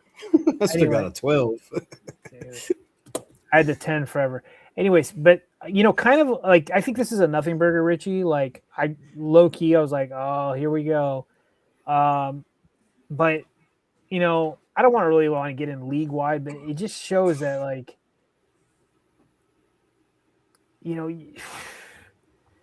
these NFL guys just stupid decisions, right? And I don't think his was stupid. I think it's just because it could happen to any of us, right? But it was enough to have the police called. I don't know who called the police. But no, they were both arrested. Right. And by the way, to be clear, they were both charged with assault.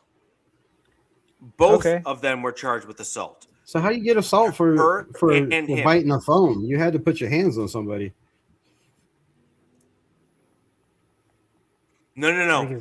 She ripped the phone out of his hands and pushed and hit him. So she got charged with assault for her. It was basically assault and battery, effectively. And then he ripped he admitted, and this may come back to bite him a little bit, but he admitted to basically holding her arm to pull his phone back because he was retrieving his property. Now, I suspect that the reason why he was charged, even though it could be seen as like a form of, say, like self-defense or a good Samaritan, I'm getting my property back, whatever those laws are, wherever he was. The problem is that she's probably like 5'4" and like a Bill 15, and he's like literally like something in that range, right? And he's like, I don't know, like 6'3", 245. Like the dude is enormous compared to her, and so it's the same thing that I get told when I walk into a room. I'm 6'2" and 250. He is. Let's see. I'm looking up Jonathan Cooper. Yeah, you're pretty big yourself. Be out there with them Broncos. He's 6'4", 257. Right, but that's my point. 257 pounds, man. But that's my point, though. Like he's a big dude, right? He's a big dude, and so the problem is that when you walk into a room and you add on the suit that has padded shoulders or whatever it is, and the whole deal, you're literally looking like a brick shit house, right? You know what I mean? Like it is like, yeah. That's And probably he's big enough to, I mean, if he's big enough to bite her phone and break it, he could probably just grab her arm and break that too as well, just squeezing it. Like, Dude, did he drop in the draft because of a medical thing? Yes, he did. A heart problem. Yeah, Heart atrial fibrillation or whatever. Fibrillation. So that's why AFib. he dropped because of that. Yeah, they got. He was probably going to. Second round. Right. Second round. He was a second round draft pick if he didn't have AFib, and he had AFib. And by the way, AFib can be solved by a single procedure, which fixes like 60 to 80% of AFib cases. Really? And I believe he went through the AFib treatment, and he is now completely normal. So he went to the 7th round. There's a totally treatable option for his condition, and every other team in the NFL was like, meh. So that kind of brings me to something with the Rebels. Is their 4th round cornerback pick with the knee deal? Like, if they could figure out a way with him and extend his playing career, like that'd be another just massive steal of the draft. Because I mean, Jonathan Cooper plays way better than I know 7th round, but I'm like, there's no effing way. So that makes sense now. We've talked about it a long time ago. I just didn't remember. And DZ, the other guy on my team that Broncos country is completely ignoring. I mentioned him 2 or 3 times on the show. Johnny Walker, outside linebacker, my Denver Broncos. He dropped in the draft as well for some medical issues as well. But he played at a level that should have had him somewhere in the 2nd or 3rd round as an outside linebacker as well. This year we had he's your 4th string depth, right? Sorry, I didn't mean to cut you off. No, that's right. Sure. But kind of along those lines, but we don't know how he's going to be. But we drafted Isaiah World, who was projected to be a 2nd round pick this year if he didn't tear his ACL. And so we'll see what he's like next year. But man, I'm looking at this Broncos roster, and that's just nasty. Jeez. Yeah, they got some dudes on that team. Golly, you got Sutton and you got Waddle. Then you got, which is weird because you got Troy Franklin. I mean, that's pretty. Golly, we talked about we've talked about the Broncos, the wide receiver room, and then the fact that they might be running more 22 personnel this year. I'm like, what? How does this? It doesn't make sense, but I guess whatever. Why not? I mean, their tight ends. They have Evan Ingram and then Adam Troutman. Justin Jolly is going to take over for Ingram, I believe. I don't even know who he is, but y'all got Jolly Justin as well. Is it Jolly Justin or Justin Jolly? I think it's Justin. I think it's Justin Jolly. Justin Jolly. So here's my prediction. I've already said this on the show. Here's my prediction. There was a lot of people that were high on him, and right. Yep. So here's my prediction for the Broncos tight end room, just to quickly close this off, but I want to get back to Cooper after this. I think Troutman gets cut outright. That's a $9 million cap hit. Really? I think that the Broncos, as it stands right now, I think that they are seeing the ascension of Caleb Lohner, who's going to be too good to ignore. And he's going to be back for preseason. I think he's going to have some amazing games in preseason. He's going to be blocking and catching passes and all that kind of stuff. He's a former basketball player, 6'7", 265, 275, somewhere in that range there. He is an absolute – he has apparently come out and just blown the socks off of the coaching staff in terms of what he's done in the offseason. They got him listed last on your depth chart behind 5-6 other offensive, 6 other tight ends. Right, but they've been calling him out in multiple meetings. So you know how your comments are about AOC. That guy for the Broncos has actually been Caleb Lohner. So, in my opinion, I think what you're going to end up seeing is Adam Troutman get cut. I think you're going to see, Adam Troutman or Evan Ingram get cut, one or the two or the other. And then I think you're going to end up with Caleb Lohner making the roster. If I had my druthers, I would actually prefer to see Evan Ingram get cut. Which one's the best blocker? Oh, the best blocker on the team, in my opinion, is Nate Atkins. And it might not even be close. I mean, if that was the case, if I'm the Broncos, just knowing what I know about Justin Jolly, I'd just go with that youth. If Atkins is your best blocker, you can have him with Jolly and that Caleb Lohner, That's solid, and then you free up a whole bunch of money. No, you're going to keep, in my opinion, you're going to have at least 4. You're going to have Justin Joly. You're going to have Dallin Bentley, who's another guy who's a rookie who is he is a beast. He's an absolute beast. You're going to have Nate Atkins just because he's too good not to have on the team as a blocker combo guy. Yeah. And then you're going to have Troutman, in my opinion. So you're going to have 4 tight ends on the roster. You're going to have guys that can play in all of those combo positions. I doubt it. I think it's 3, and then your fullback. We had 4. No, we had 4. We had 4 tight ends last year. But now you have an additional wide receiver this year, and you're going to keep that same wide receiver room. So something's got to give. Yeah, unless you get rid of one of those guys. I think that we're going to do what we did in the 53-man roster. Is I think the coaching staff is going to think that we're going to have at least 1 injury. And I think Prentice, sure. I think Prentice will get cut. Now he is my favorite fullback in the NFL, by the way, for the record. But I think he's going to be trying to be stashed over the homeboy in the Ravens. The Ravens fullback. Yes. No, I'm telling you right now, when you watch Prentice play, he is an animal. He is a legit animal. That's the only fullback I see on your roster. Yeah. Usually only teams. I mean, we have Alec Ingold, which I think. But Rebel, just kind of to close out the fullback tight end piece. Dallin Bentley played fullback and tight end in college. Atkins is a fullback and tight end hybrid. So we got both of those guys already on our roster. And again, when you have versatility like that within positional groups and that sorts of things. I just think the Broncos are going to value the potential pass catching ability. Now, the problem is Prentice is also very good at catching the football. Like, I don't mean like good. I mean, very good. You're going to need that guy in there if you're going to that wide zone offense. That fullback that can catch out of the backfield is going to be massive for that for your offense. So I didn't realize Patrick Ricard went and followed Harbaugh to the Giants, but the reason I'm so high on him because we're all gonna have fullbacks just due to our schemes, right? Because Connor Hayward, baby. Outside zone. Yep. Patrick Ricard is 6'3", 300 pounds, and he's got abs.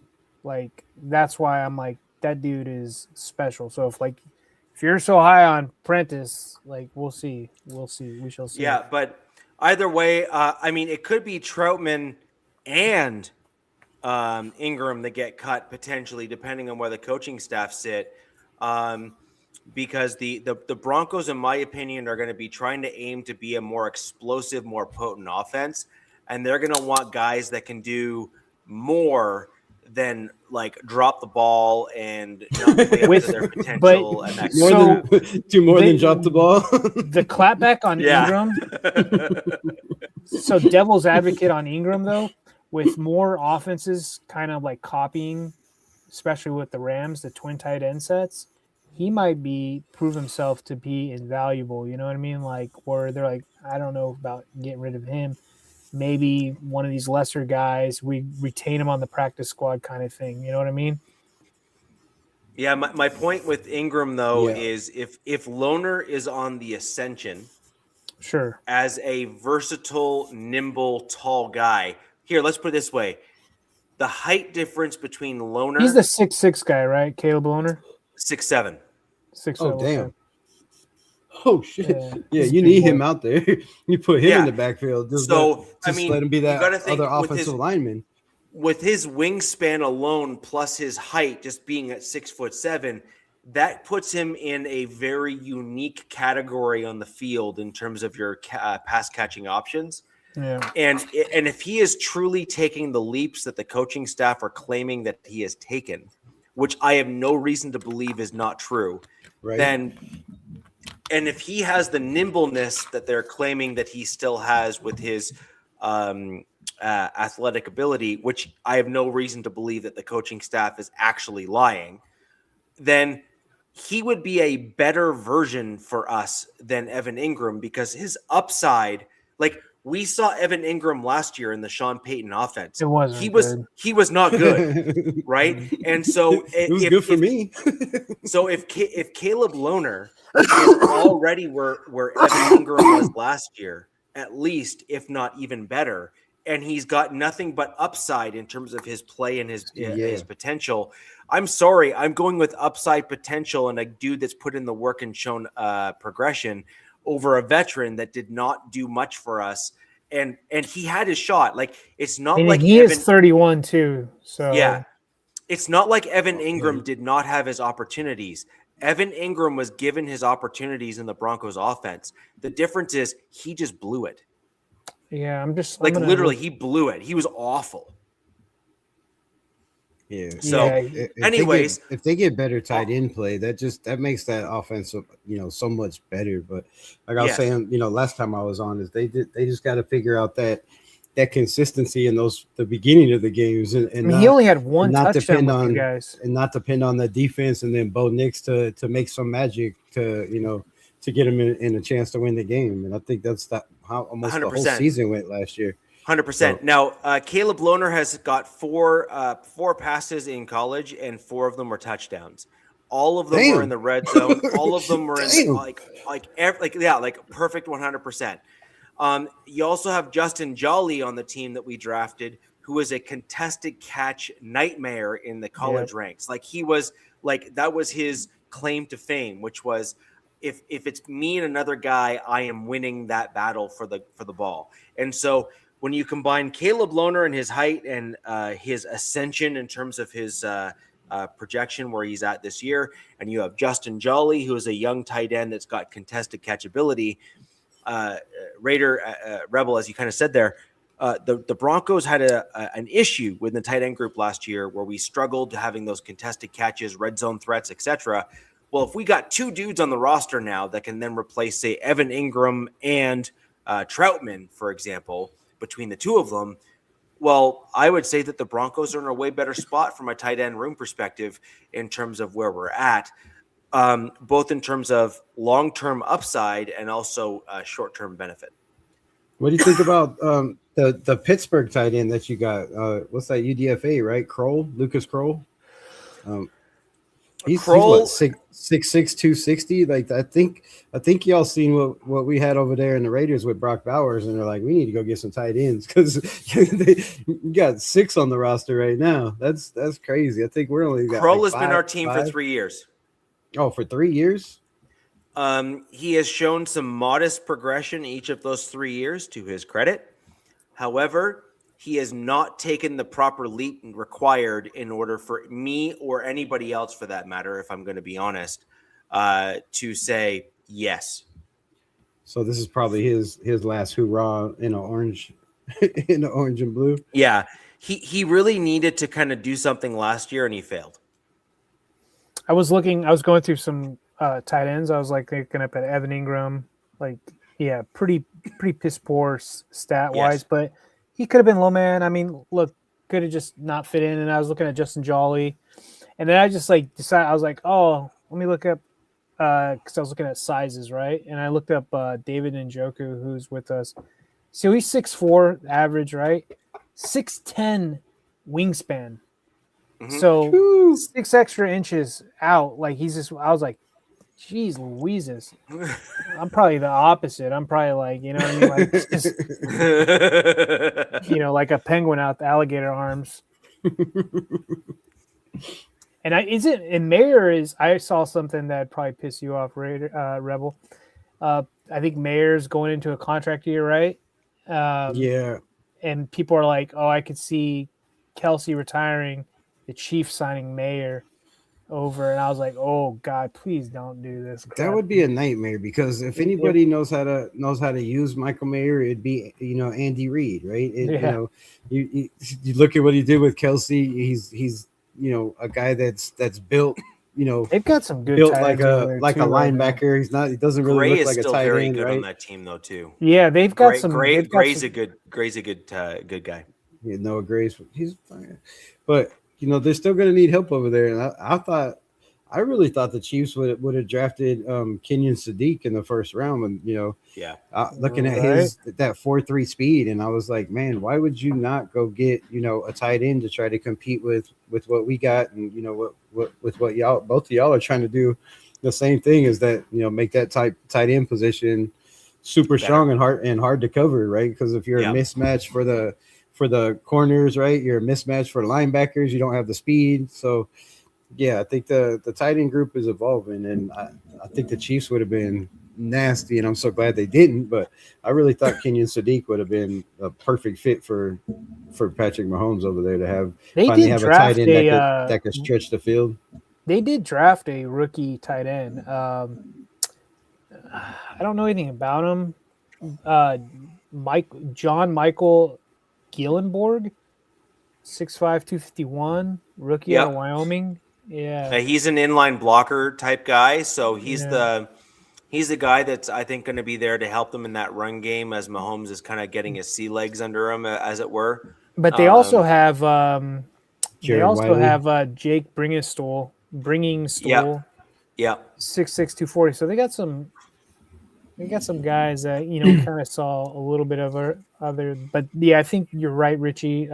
Noah Gray's probably the next guy in line unless they sign somebody. Or I mean, look, Trey. Who else I'm seeing? Trey Watson, Jared Wiley. Yeah, that's about it. Yeah, you got. I mean, Jared Wiley's 6'6", 249. So I don't see much of his stats. Not much play time when you have Kelsey on the other side. Right. In front of you. You're not getting on the field much. Guys, I did want to bring it back to Jonathan Cooper to get your general consensus on this, because the league has been generally inconsistent on these types of situations.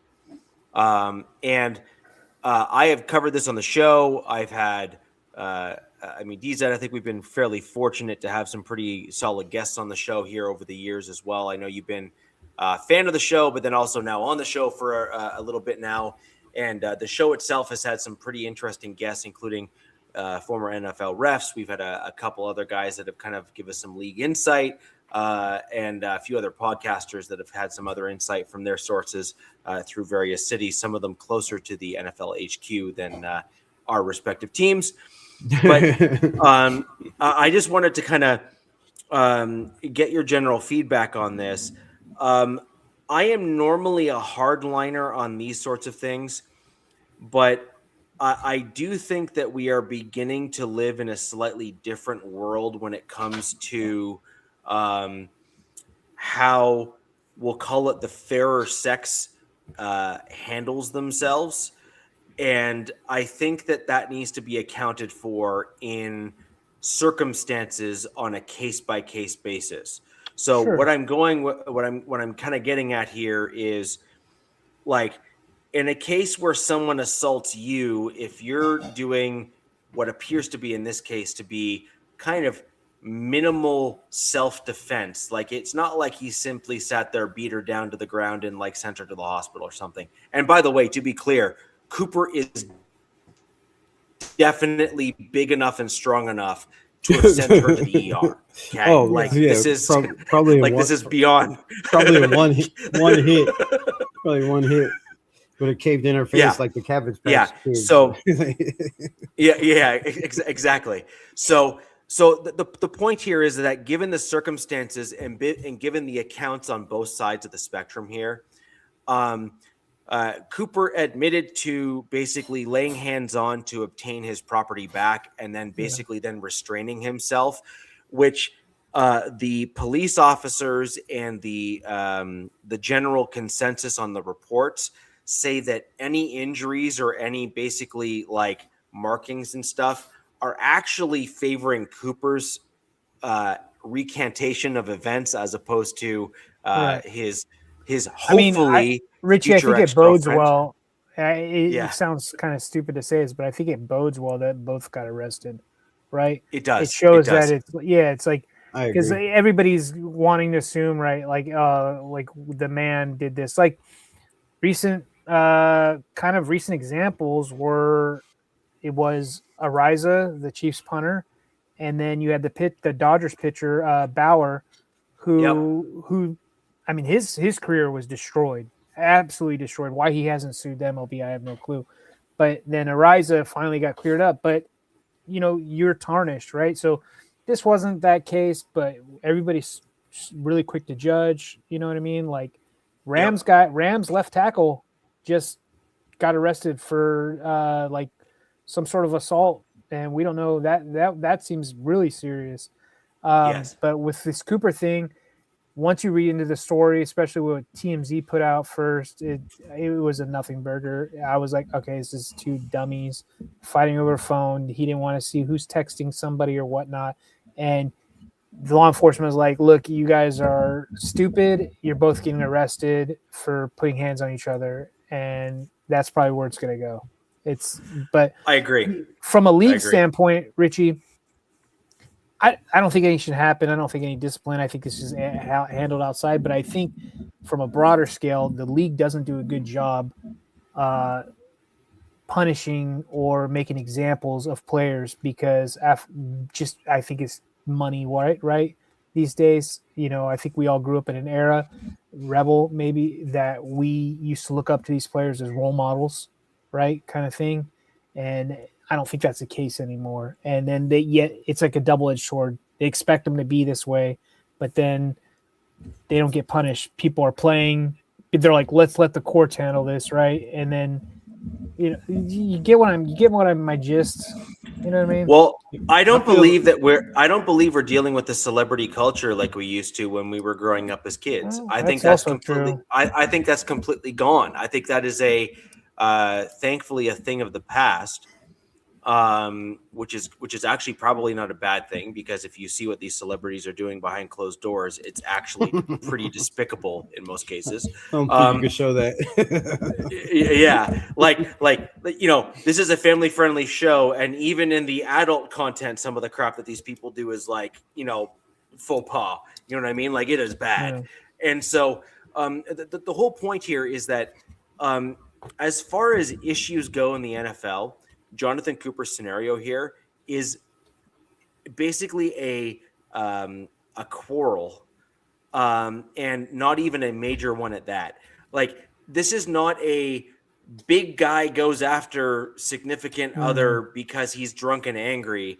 This is mutual destruction on both people's part. And frankly, if I'm going to be honest, from the outside looking in, and I'm trying to avoid the orange and blue glasses here, but I do think it's a relatively fair assumption and approach here.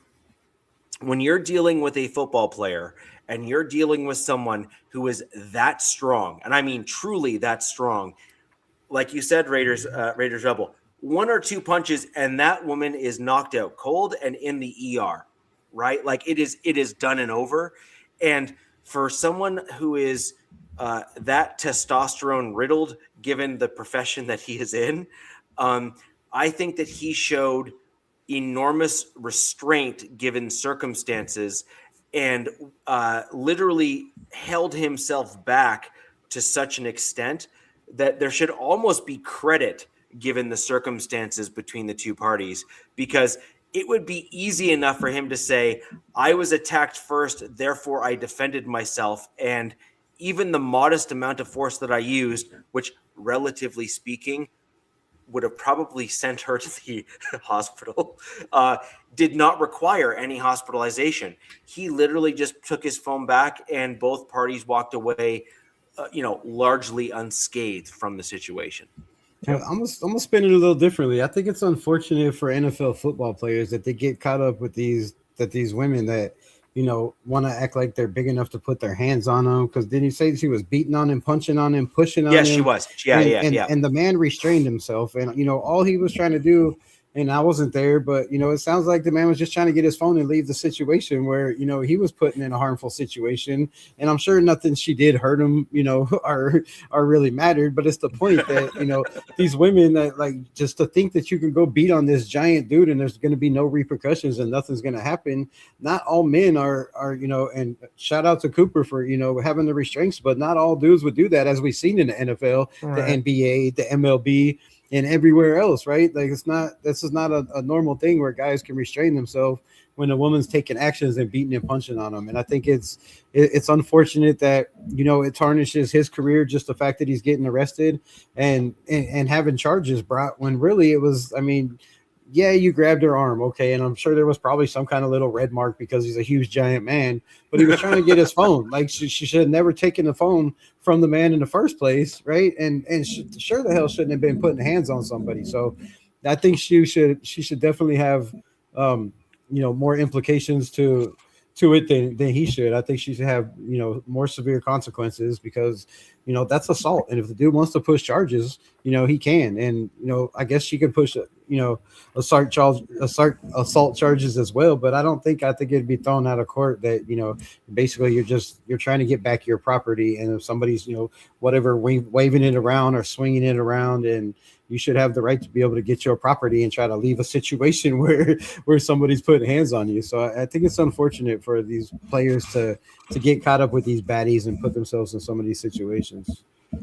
Yeah, I also think that it's an unfortunate situation overall, where this also highlights how important it is when you're in the spotlight and you are in your second contract in the NFL, where you are making more money than most people will see in their entire lifetime times 10 or more, that you make sure that you treat and find the right person to have in your life to be that significant other, that kind of steady person and steady partner in your life, or wife in this case. Potentially this is his girlfriend, but again, ultimately you're looking for that wife to kind of be by your side long term. And I think it's very, very important that Cooper be very, very cautious and very, very careful, where Cooper, other NFL players, those sorts of things, like you need to think twice. You need to make sure that you are armed with the right tools to ensure that you find the right people to be with you throughout your journey in the NFL, because number one, the NFL is not forever. And then number two, you don't want to find yourself in Cooper's position where, maybe he probably wasn't in a position in his life where he was ready to settle down. So maybe, just maybe, a long-term girlfriend, not the best idea, John. You know what I mean? Like let's not do that, shall we? Like, you have to be in the right headspace to have a long-term partner and be faithful to her and do the right things and all that sort of stuff. And just think how bad it could have went. Like just say, and it didn't happen, but as big as he is and as small as she is, what if he grabbed her arm and couldn't get the phone or something, and turned or twisted and pulled or something, like she falls down, hits her head, or rips her shoulder out of socket or anything stupid, then it's a serious problem, right? And then you're probably getting some kind of felony charges, which is in some situations, like we were talking about, the baseball players earlier, could end your whole career. Yep, 100%. So I generally agree with this scenario. Like, each one of these scenarios needs to be assessed on their merits and also given the exact circumstances that are there. As far as NFL problems go, the actual physical element of this particular case is certainly less concerning than many of the others that we have seen in recency within the NFL. Now, that does not change the fact that I still have so many questions about why on earth you would choose to try to bite through an iPhone with your teeth. Like, I'm sorry, like there is a multitude of things that are crossing my mind.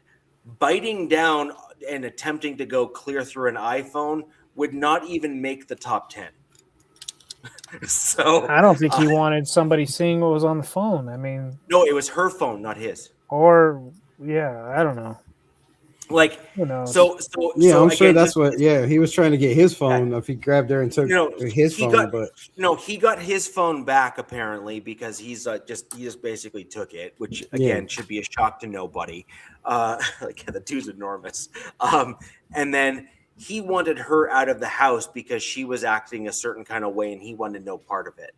And what ended up happening is that she was refusing to leave because this is basically the long and the like, kind of as I understood it, she wanted her answers and she wanted them now. And he was just like, get out of my house. entitled. It was, so he's like, dude, get out of my house. I want no part of this. Just leave. She was refusing. And he's like, okay, well, I'm going to break your phone if you don't leave. And she still refused to leave. So he bit through her phone. Did they ever release a picture of her? So in those situations, though, you gotta be smarter than that and just, call 911, bro. Like, you got your phone back, right? You said you got a phone back. Why bite hers and grab it and bite and break her phone to get some kind of charges? It would have been so much easier to not escalate the situation and just been like, look, if you don't leave, I'm gonna call the cops because you already put your hands on me. And then, you don't have to press charges, but then she's gone.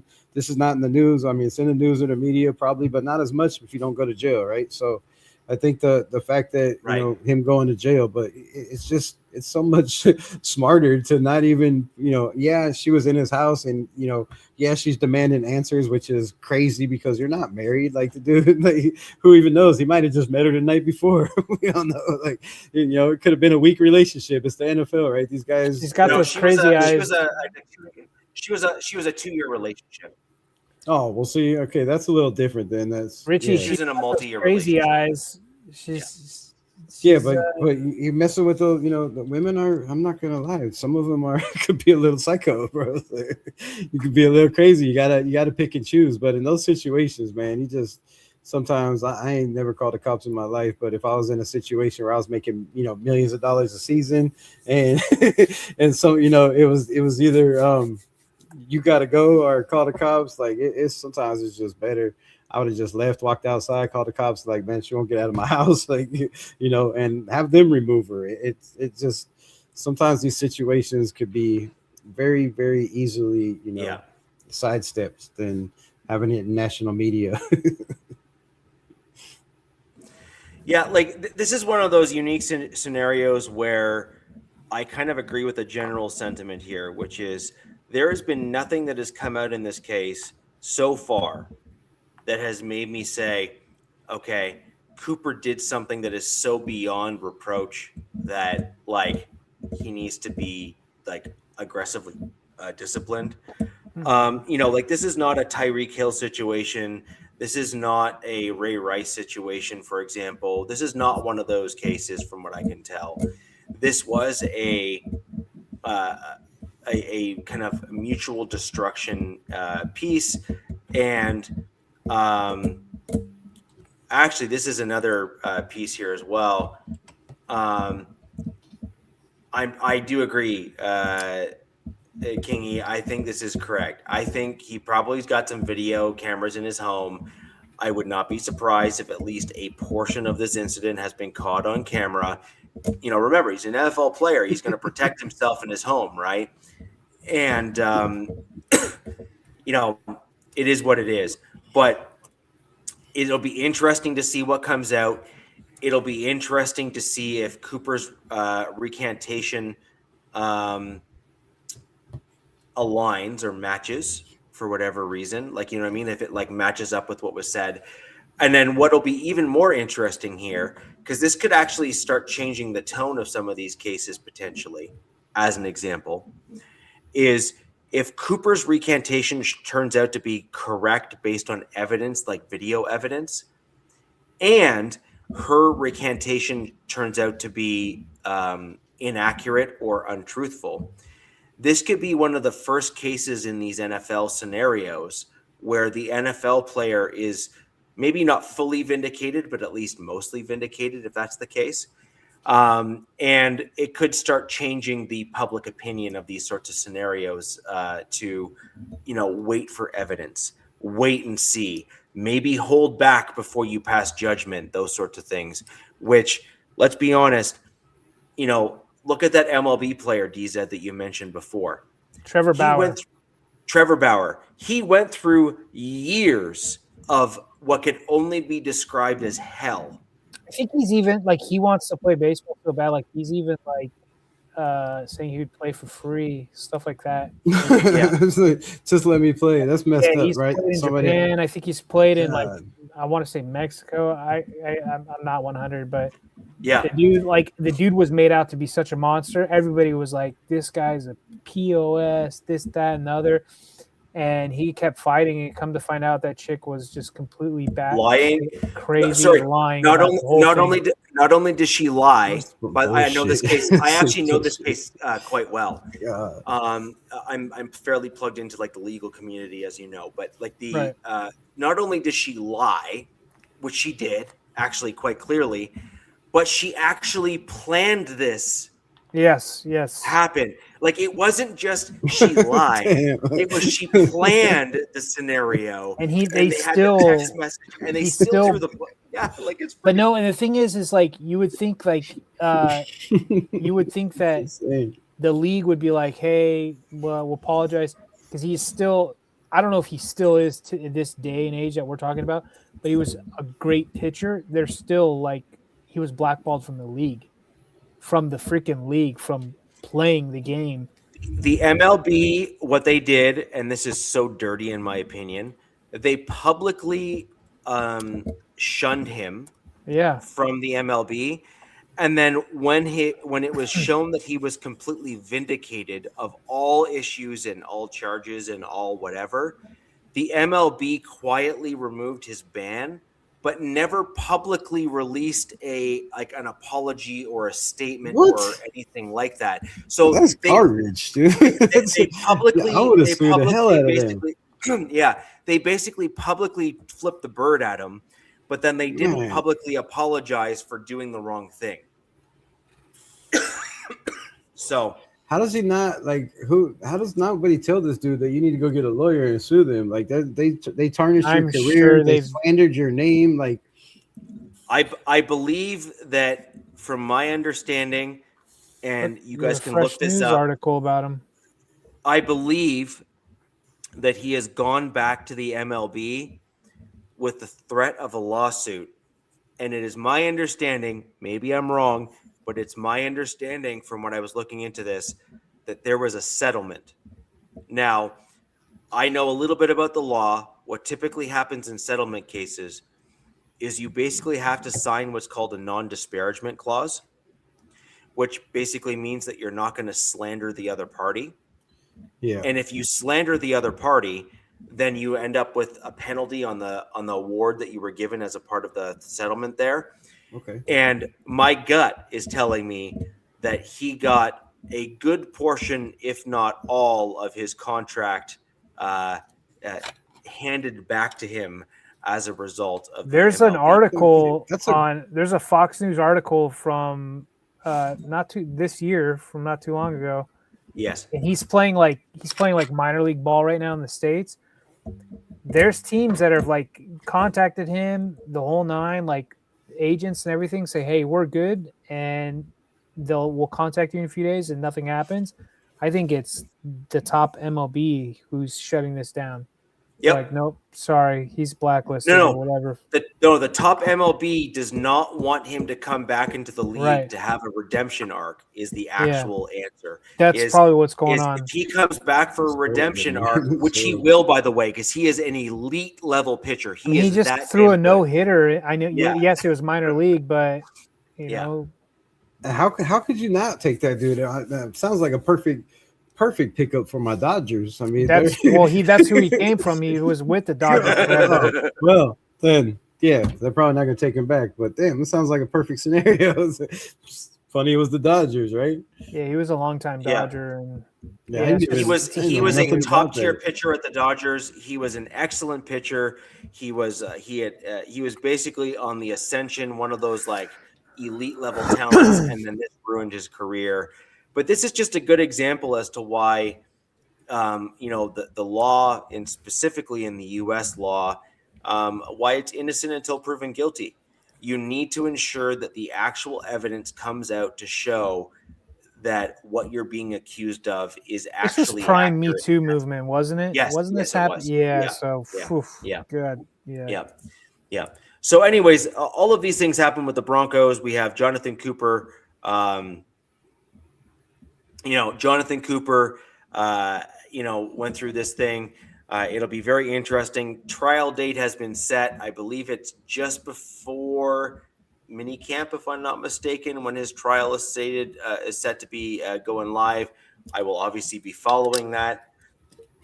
But at the end of the day, I expect there to be some variation of Cooper being basically charged with the damage plus maybe a little bit extra just because he's got some money.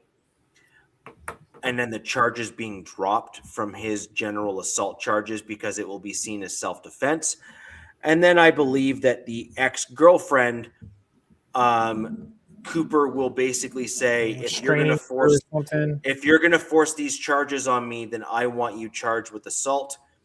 And then he will basically force her to be charged with physical assault on him as a protectionary measure so that he's not seen as the aggressor.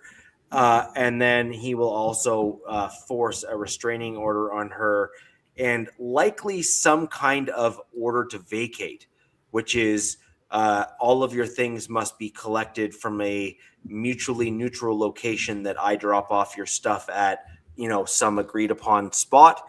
You pick it up, you sign off. We never see each other again. Bye-bye.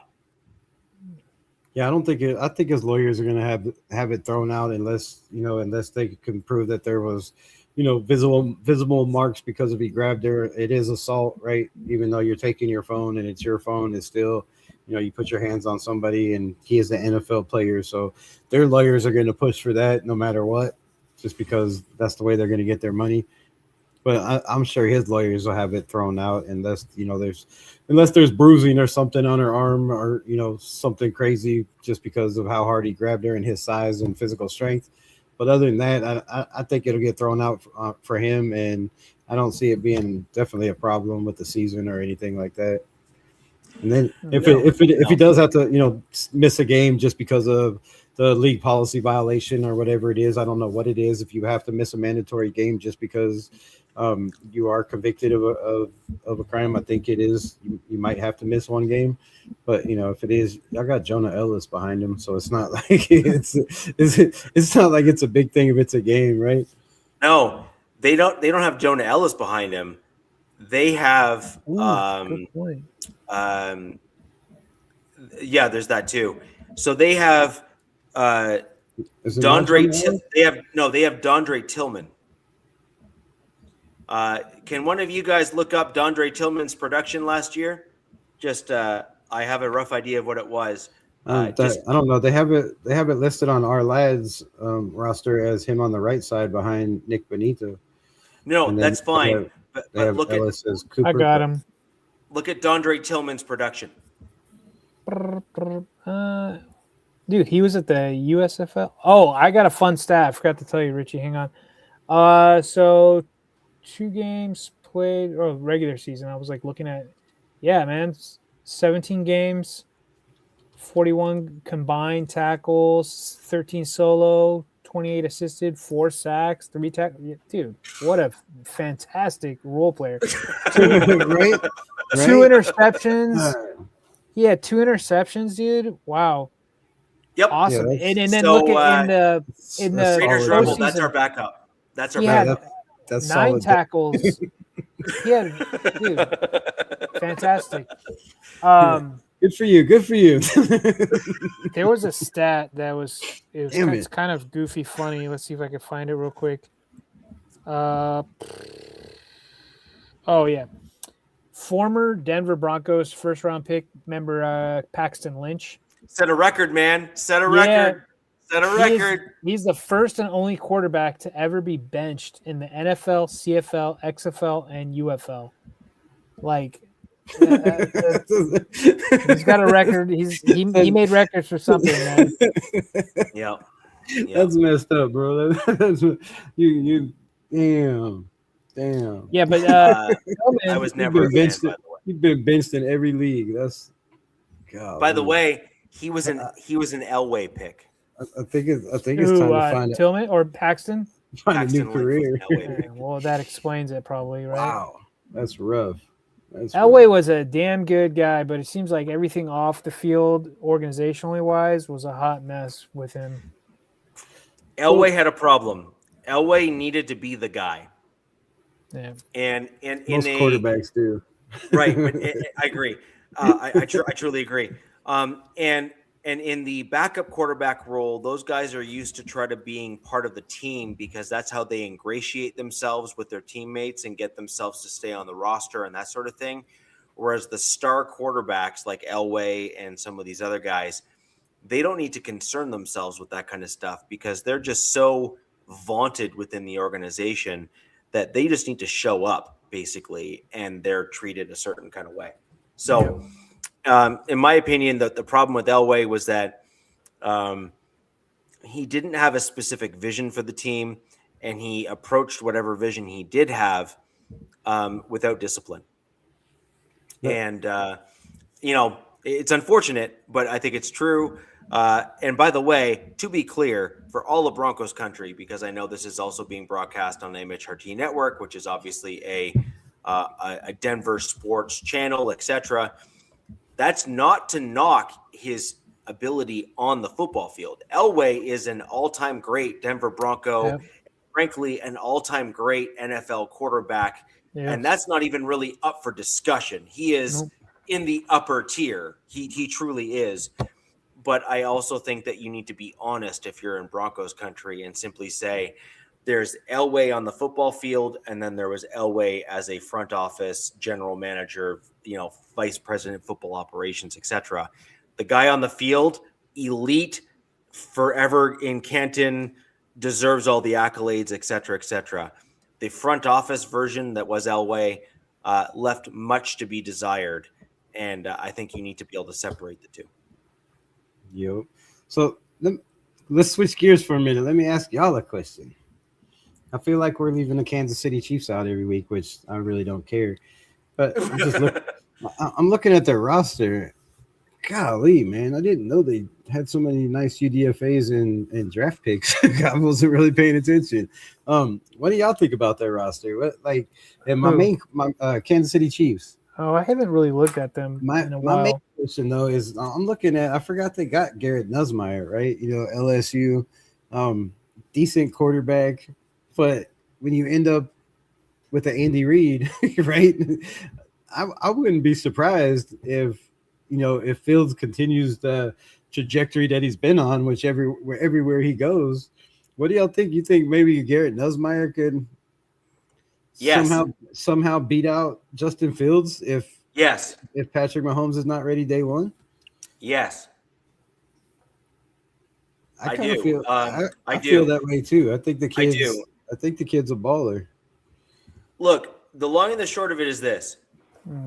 There is a great difference and a huge difference. I mean, as in the Grand Canyon difference in terms of distance between dude showing up during OTAs and some other things like that, and the dude being able to go out on an NFL field with a guy like Jordan Davis breaking through the center, coming up to Patrick Mahomes and say, I have 350 pounds coming at you and I'm going to kill you. Okay. Like we're not in the same ballpark when we're having these discussions is the long and the short of it. Right. I think that's fair. Right. I'm not speaking so far out of left field that it doesn't make any sense. At the end of the day, Patrick Mahomes is a great, if not elite level quarterback until proven otherwise long-term in the NFL. Now, he's struggled the last 2 years or 3 years. That's also factually accurate if you're looking at statistics in terms of I hope it continues. What he's been the last 2 seasons in the NFL. Okay, but that is very much besides the point, though. The point ultimately is that he hasn't had enough down years for me to then negate his really good years, because his really good years, by the way, to be clear, were scary good. Yep. Okay. I just hope that we're not sleeping on them, and they're going to come back next year or this season. I mean. And just be what they were a couple years ago, which I would find that. I mean, they very well could be really good next year, especially with some of their additions. I like their drafts, who they drafted, but I'm not the rest of the division. Like just one up too, like got really good. So, But did we do enough? Because they were bad because they didn't have Patrick Mahomes most of the year, and if he's ready year one, you add receivers like Andrew Armstrong, Jeff Caldwell. That speed, the size. What he's got? What ran a 4.3? I do believe Caldwell. oh, I didn't look at that receiver. Yeah, I think Caldwell ran a 4.3 at 40 time, and I was looking at mostly their defensive I think he's like additions. 6'4", and then they brought back L'Jarius Sneed too, right? They brought in and now they brought Sneed.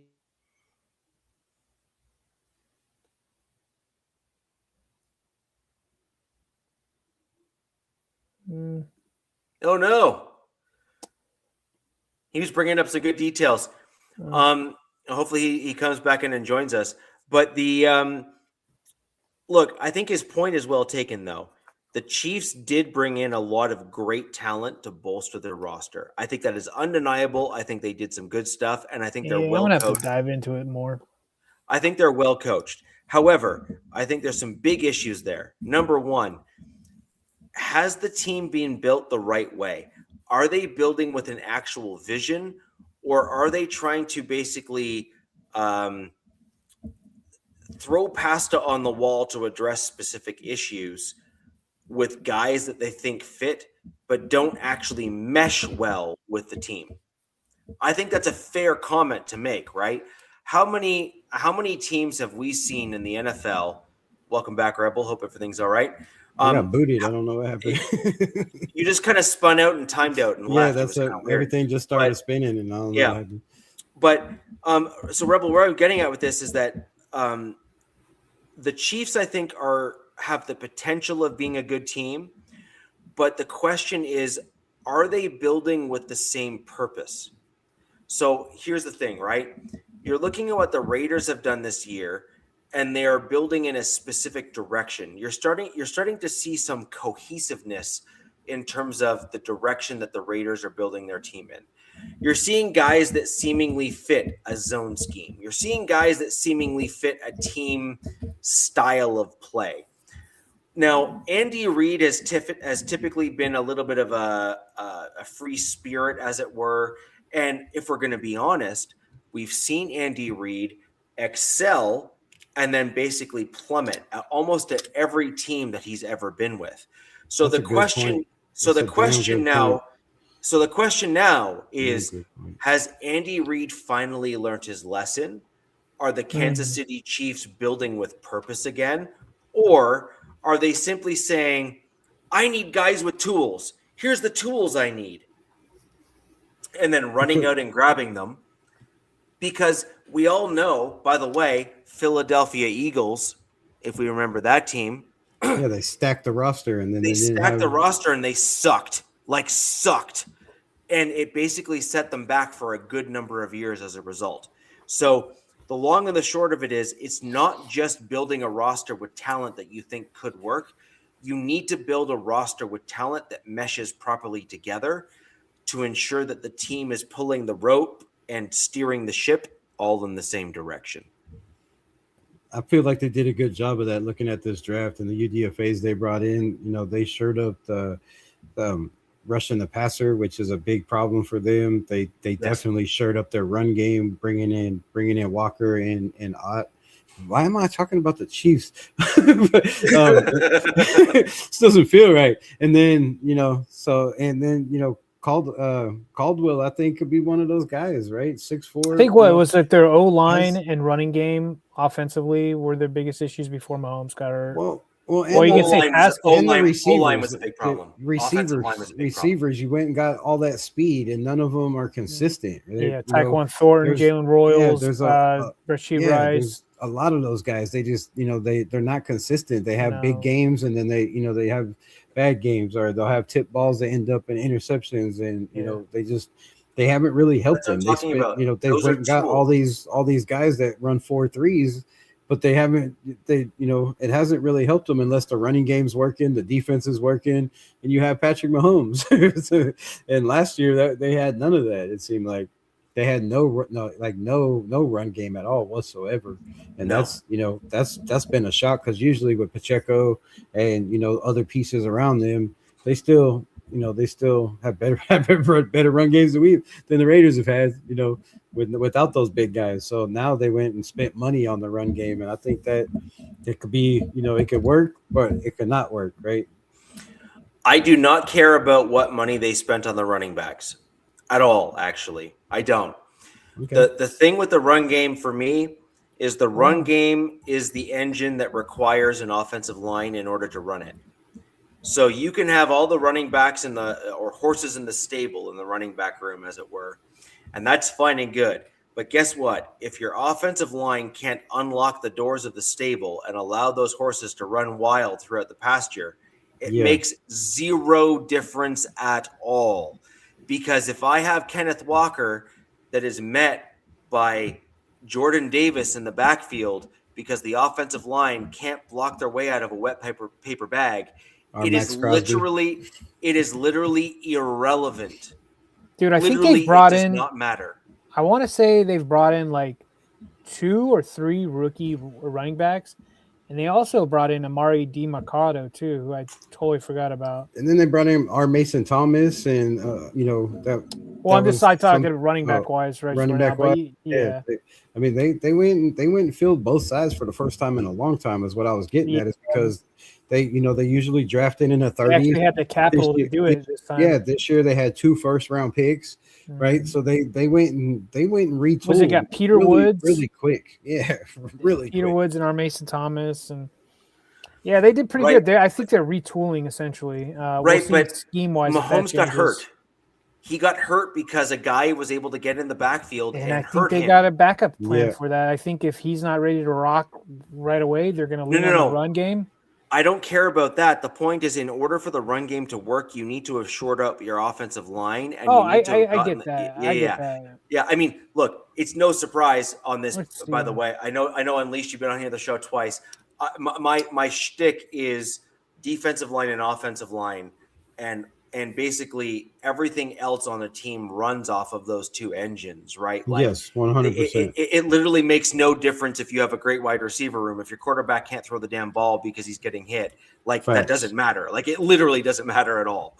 And so the point being with the Chiefs is that Mahomes was able to get himself killed because his offensive line didn't protect him properly, and he got hurt as a result. It was also the reason why the Chiefs were struggling even in the early stages of the season before Mahomes got hurt, is because he wasn't able to have the time he needed to throw the football in order to even start making plays, to start to position things a certain way, to open up the left side by throwing, overthrowing to the right, and having the run game maybe run aggressively to the left, but then opening up the passing game on the right because the other team's expecting a run and they throw a pass instead.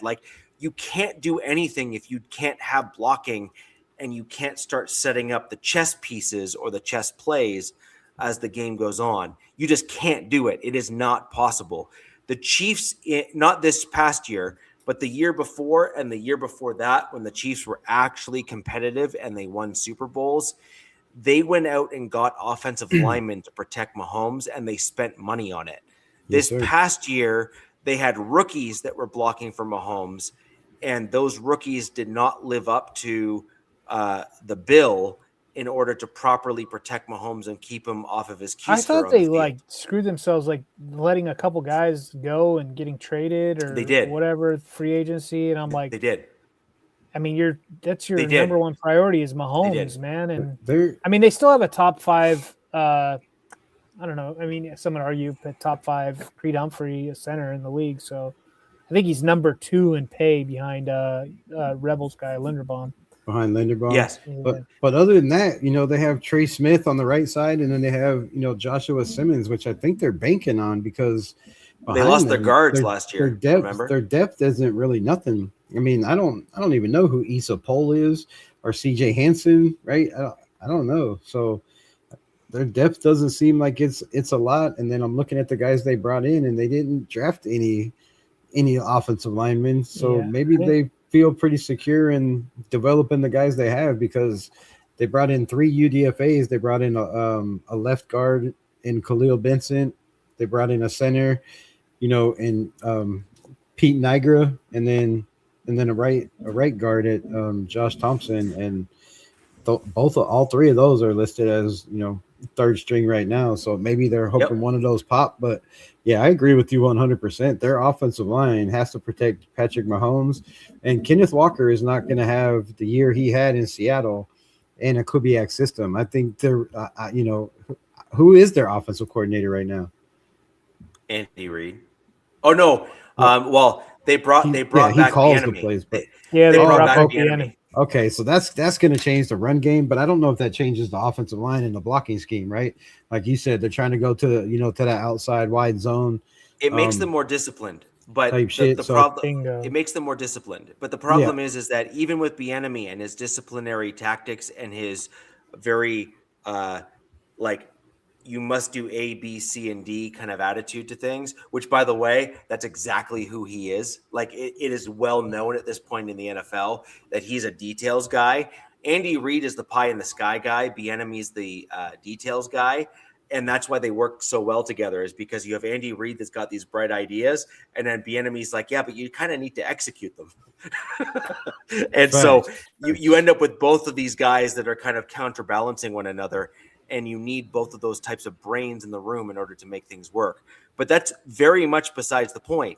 Bieniemy is now coming back after multiple years away from this team, and the offensive line and the linemen that he has helping protect Patrick Mahomes, they're not the same. They're not the same dudes. And not so even close. There's they a had legitimate a top 10 offensive line then. Yeah.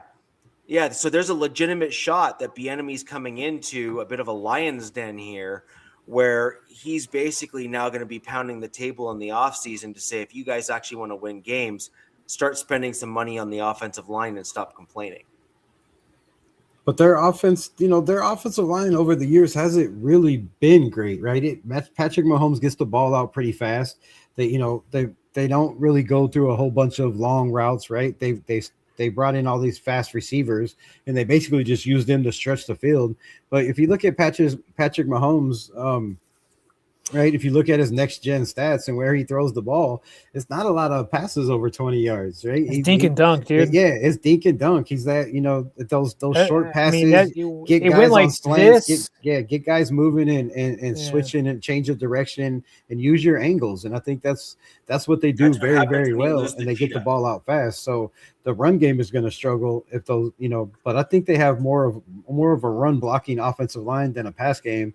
And if Patrick Mahomes is healthy, if not, you do have Justin Fields back there, and he could definitely move around and make plays with his legs. And maybe they rely on that for the first couple games, but their offensive line has never had to be super good, right? They can get away with having a top 15 or 16 offensive line, which they have many times, and still make the playoffs and still be very solid just because of Patrick Mahomes' escapability. But then you have that question of how much ability is he going to have lateral movement side to side or rolling out of the pocket right away? So they have questions, definitely.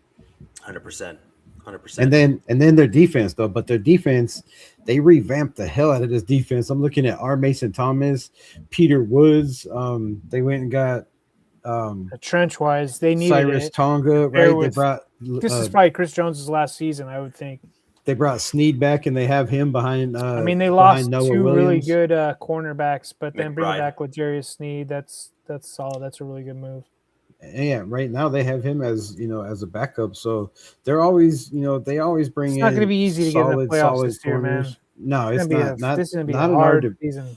Not in our division. I think our division between the Broncos defense, and we don't know what the Raiders is going to be, right? But the way everything's starting to look in camp and come together, and they're at least having a structure to build from, because right, you can't build a foundation on sand, bro. You gotta have a solid foundation. So they're putting that together first, and then we'll go from there. But man, I'm looking at our defense, and because that's what I've been doing. I've been talking most of this time is going through all of our rosters, and for the first time in a long time, I can actually say I'm not looking at any of the other 3 teams rosters in the AFC West, going, man, we don't have a chance. we just don't have a chance. And it's been like that for a couple of years. Looking at the coaching in the building and the depth that we've had and the players that we've brought in and the money we've spent for just player after player after player that has done nothing when they come here to help us out, and then getting rid of all the guys that start to develop into something. You let them walk in free agency. And the last 2 years letting some of the guys walk, I was like, man, it's going to take forever to rebuild it. But shout out to John Spytek and Clint Kubiak. They've done it excellent job of making it where the AFC West is going to be what it used to be. I think it's going to be competitive, and there's nobody going to, I don't think go 0-4 in this division, or 0-6, whatever it is in this division. No, I agree. I actually think this is going to be, I think the Raiders will start to split with some of our teams just because they're going to be well matched. I think that the Broncos and the Chargers, in fairness, I think are going to basically still be fighting for the top spot in the division this year. Just like their coaching, I just think is their coaching and coaching staff have just had longer with the rosters to get them to a better spot. It's just a simple math point at this point. Yes. The Chiefs are unknown to me. And then the Chiefs are a big question mark because I hope like me personally, I'm not sleeping on them. Like I still think, we'll see, but I mean, I don't know. I think the Chiefs are going to do better in certain games than we think they're going to, but I also think that the problem is that Mahomes, I do think, is going to look. It's just a simple fact. I have done damage to my body and had to go back on a playing field. The long and the short of it is, in the early stages of your injury, your body is going to actually fail you because of the injury, and it's going to get fatigued real quick, and it's going to be quite painful, and you're not going to be able to do certain things that you're going to try to be able to do. The question is, can he hide it enough that it's not going to negatively impact him? I'm not convinced that that is in fact the case. Honestly, I'm not convinced that that's the case. But we do need to end it here, guys, just because of the timing here of the show. Frankly, there's enough news within our division and stuff that we could go on for quite some time. But we got an audience to think of and a YouTube algorithm to think of as well as we go through things. But next week, we are working on having one of our joint opponents join the show. We are in talks with 1 or 2 options to bring on. We're going to be bringing them on to talk about each of our individual teams, to speak about how we think we're going to go against them. One of those podcasts is going to be a Dolphins representative, which I think is a really interesting team this year, just given all the changes and ebbs and flows. Yeah. So it'll be very interesting to see where that lands. And we're going to have an opponent on. We'll call it behind enemy territory, because it'll be basically at minimum a 3v1 on the podcast in terms of divisional opponents against them. Great to have them on the show. Again, like all guests on the show, treat them with respect, et cetera, et cetera. Chat, ask them questions, come prepared with questions.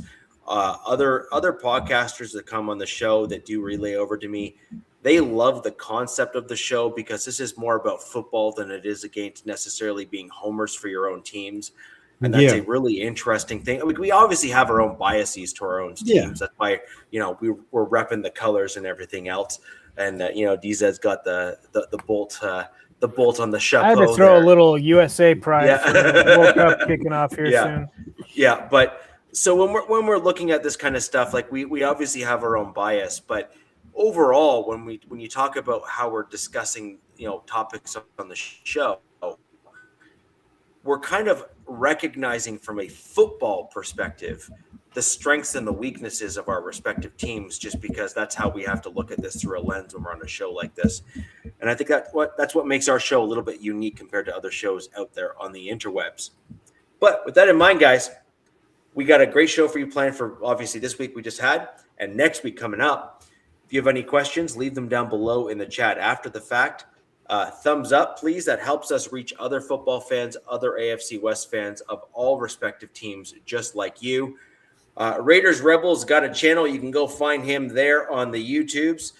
We also have DZ, who's got his channel, which is posted in the description below. And you can also find his channel here attached to this show live on YouTube. DZ, what's your channel name again? Bolt Up with DZ. Go ahead and subscribe and like the video there on his channel as well. I am obviously associated with the MHRT network. We are a Denver sports channel on YouTube. We cover all Denver sports across YouTube, including the Avs, the Broncos, etc. And ladies and gentlemen, until next week, where the West Side is the best side. Peace. Fast lane when I pass in the street, bag of money in the passenger seat. Simcoe's been asking for me on the road from the west to the east. Way up, I might never come down, cause the coast racking up the flight miles. So high, I might never come down, so what, this is my lifestyle.